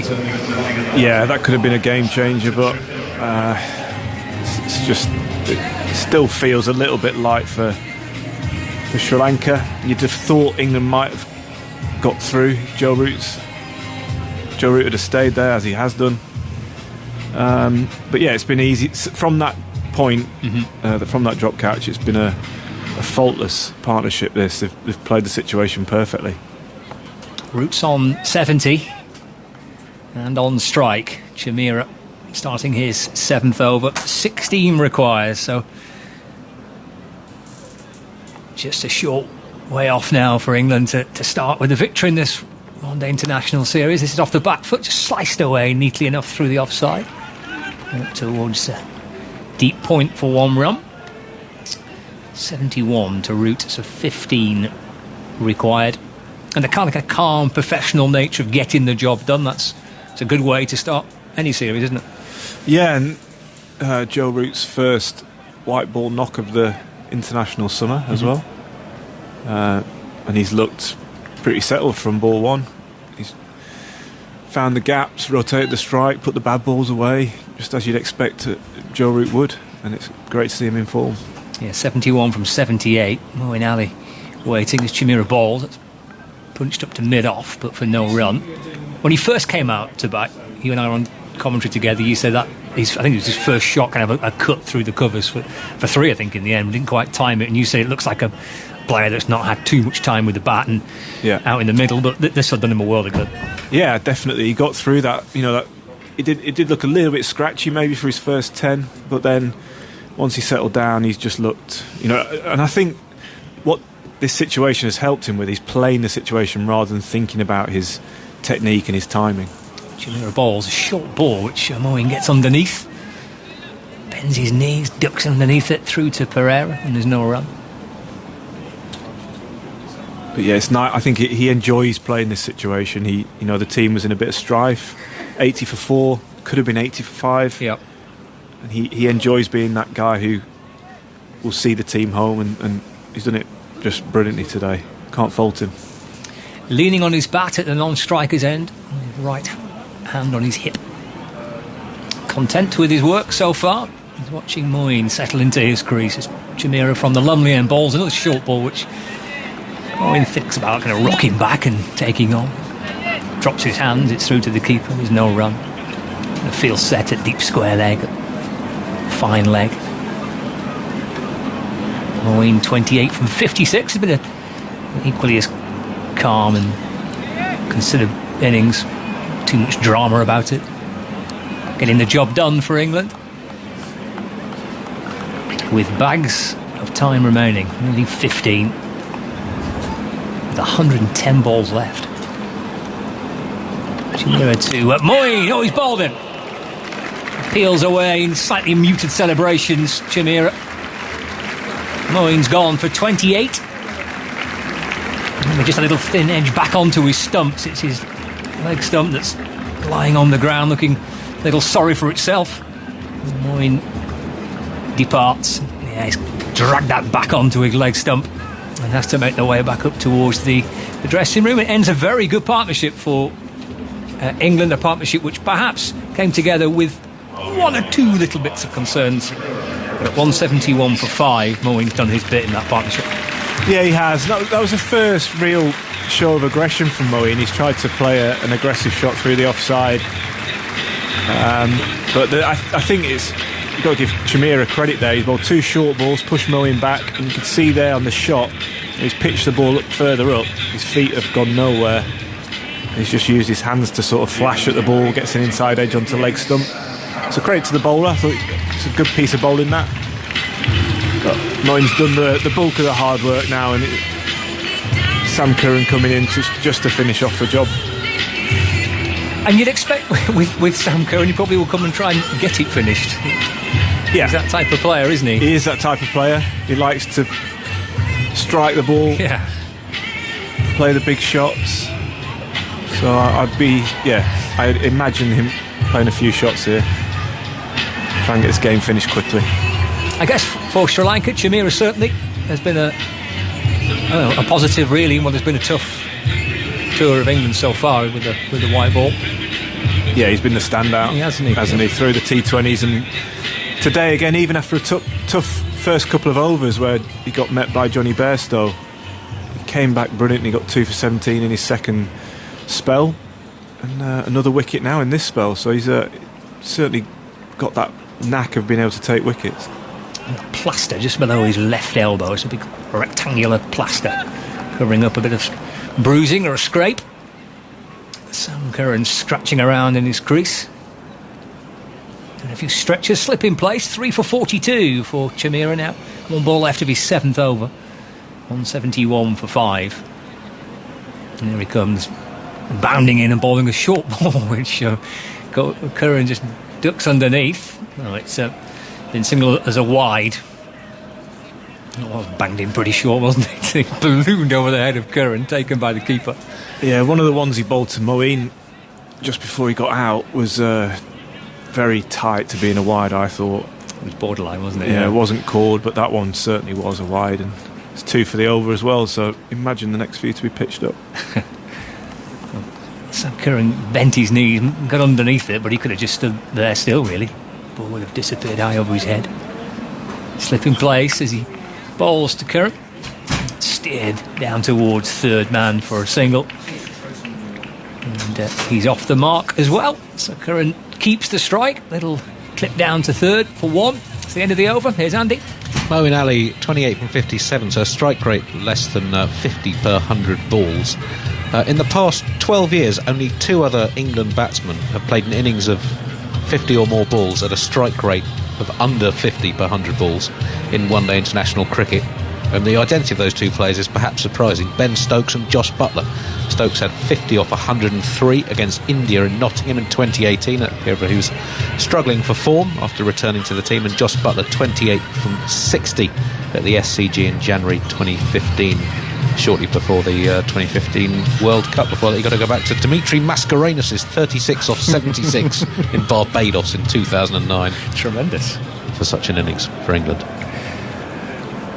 13 left. Curran on strike, 173 for 5. Fernando from the Finkel end is over the wicket and bowling. Just eased off his hip. And into the onside for 1 run. Curran doubles his total, moves to 2. 12 required now. Just goes to show, doesn't it? Stokes and Buttler and Moeen, they can play it a different way. Yep, sign of a good player. Being able to do that. It's been the case for Moeen today. And his root on strike, little twirl of the bat, again peering over his shoulder, sees a deep backward square, sees a fine leg, mid-wicket, mid-on. mid-off, extra cover. Backward point and a wide third. Up onto his toes as Root, roll the wrist and flicks it out into the onside. And there's no run, picked up at mid-wicket. How do you think England will look for the final 2 one-day internationals, Jimmy, in terms of the players in their squad? Presumably the likes of George Garton will get a go. He's in the squad. You want to have a look at him? Yeah, potentially. They've got options, and I think Owen Morgan's keen to have a look at as many players as possible. Fernando left arm around the wicket, whipped away into the onside, but for no run. Following those, by the way, on 5 Live Sports Extra, listeners, about to hear coverage from Wimbledon, commentary of Roger Federer and Serena Williams, and plenty others on day 2 of the championships. To 5 Live Sports Extra, heading to Wimbledon at the conclusion of this fixture for Federer and Serena. And a reminder that TMS back tomorrow from 1:45 for the second women's one-day international. Fernando in, and Root trying to flick it away into the onside, but almost roll back onto his stumps. Just rests in his crease and he bends down, scoops it up. There's no run, 174 for 5. Yeah, I'd be surprised if we don't see Tom Curran. Yep. He's been in and around this squad he was there for the T20s but didn't play, so I'm sure he'll get a game at some point. But Garton's the one that, not a lot of people will have seen a lot of. But he's been in good form for Sussex this year. Left arm around the wicket, Fernando bowls, and Root drags it and pulls it from outside off stump to deep backward square leg. Gets through for 1, moves to 72 not out. And 175 for 5. He needs 11. Have you seen him bowl, Garton, or not? Yeah, he was on the Ashes tour, the last Ashes tour actually, to Australia. He was around the group there. So he's got some pace, yeah, definitely. But I think he's a genuine all-rounder now. He's been getting runs for Sussex as well. So I think he's an exciting prospect. 11 needed as Fernando bowls to Curran, full ball, which he works off his pads up to mid-on. Gets through for 1. He knew it was a slightly more gentle single. Root was uncertain. He didn't know where the ball was coming, so he was pushing through hard to make sure he was home. Curran gets a single, keeps the strike, he moves to 3. 10 needed, 176 for 5. Wouldn't it be a little pointless not to kind of look at some of these players in this one-day international series? Yeah, well, that's exactly what Owen Morgan's been talking about throughout the T20s as well. This summer is a great opportunity to look at players and see if there is anyone they've missed ahead of that World T20. And even these 50 overs are a good opportunity to look at people in white ball cricket. So I think as you say, it'd be foolish not to. Yeah. Plenty to come, of course, with the Pakistan series to follow. 3 one-day internationals and 3 T20 internationals as well. So I guess lots of opportunity just in this particular series. We'll be, I'm sure, pleased with what he's seen from the team today. Going back to that magnificent spell from Chris Woakes, blimey, 4 for 18 from his 10 overs. David Willey 3 for 44. Sri Lanka 185 all out, but there was a 99-run partnership in that total. Now then, where's Curran looking? He settles into his crease. Chamira 3 for 44. He's in and bowling. Glance off the pads down to fine leg, the ball bouncing and bobbling down below us. And Curran takes it into single figures. 9 needed now for England. Andy. Chris Woakes' spell, 5 maidens in 10 overs. It's only the second time in 12 years of one-day international cricket that someone's bowled 5 maidens in a spell, and only the second by an England bowler since the 1992 World Cup. The other instance, that game we were talking about earlier on with Jimmy, when you bowled 6 maidens in that 1 for 12 in Australia in 03. Chamira to Root, looking to drive, and then the ball disappears down to fine third man. 4 runs for Root. A smile on his face. It might not be exactly where he was aiming, but the outcome's the same. It's 4 runs. And he moves to 76 not out, 181 for 5. Yeah, not quite where he's aiming. He did open the face to try and get it through the offside, but thick outside edge, but fine enough to beat the third man fielder. Yeah, nice to see him enjoying himself. Big smile on his face. Yeah, he's had a good afternoon, hasn't he? Can he hit the winning runs? 5 needed. Pulls this one, swivelling back into the crease, dragging it through deep backward square leg. Just for a single. 77 not out, 4 needed for England to get the one-day international series off to a winning start. The most maidens bowled in a men's one-day international was 8. Bishan Bedi 1 for 6 from 12 overs with 8 maidens in the 1975 World Cup against East African. How this from Phil Simmons, West Indian opening batsman predominantly, but bowled decent medium pace. 4 for 3 from 10 overs and 8 maidens against Pakistan. Magnificent. 1992. Curran waits, pushes his next delivery into the offside, but to extra cover, there's no run. 4 required, 182 for 5. And 4 for 18. 5 maidens in it then for Chris Wilkes. Brilliant earlier on today for England, who won the toss. Captain Owen Morgan telling us at the start he fancied having a ball first. 185 all out, a modest total really to chase, and they're making light work of it. Chamira to Curran, it's 4, just an off stump. He brings his bat down and just tickles the ball away into the offside. He's kind of jogging halfway through for 1, then Root sends him back. It's a dot ball. Still plenty inside the ground, but it has thinned certainly since the clock reached 5. And there was a kick-off elsewhere, but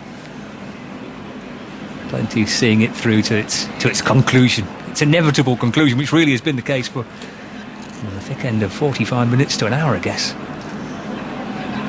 Root-Moyne partnership. Chamira in.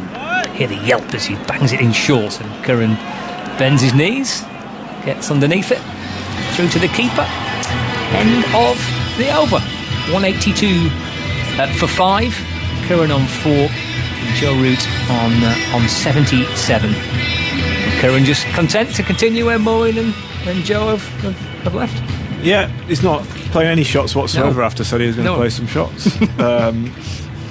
Barely lifted his bat up, but yeah, he's just looking to do a job for his side, make sure that there's no more wickets falling.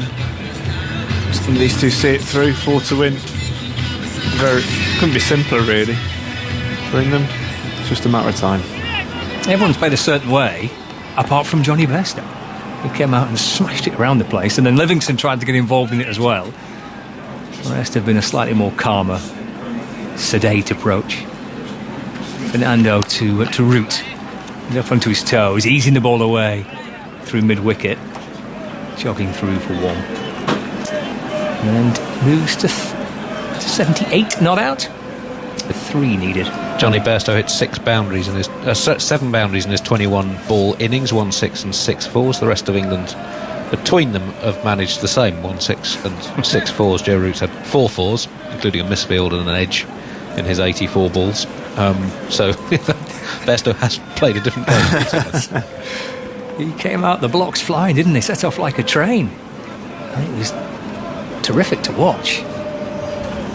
Fernando in, bowling to Curran, sliced down towards third man on his back foot, steer it down towards the boundary, but just for 1. Curran to 5. England players with their hands buried in their pockets, watching on from the balcony. Score moves to 184 for 5. 2 needed. Joe Root, little twirl of the bat, 78 not out. And Fernando, left arm around the wicket. It's eased away, but for no run. It's full of length, just outside off stump. Brings his bat down, bounces out to backward point. And again, there is no run. Batting like a Yorkshireman here, isn't he? They've come here to see me bat.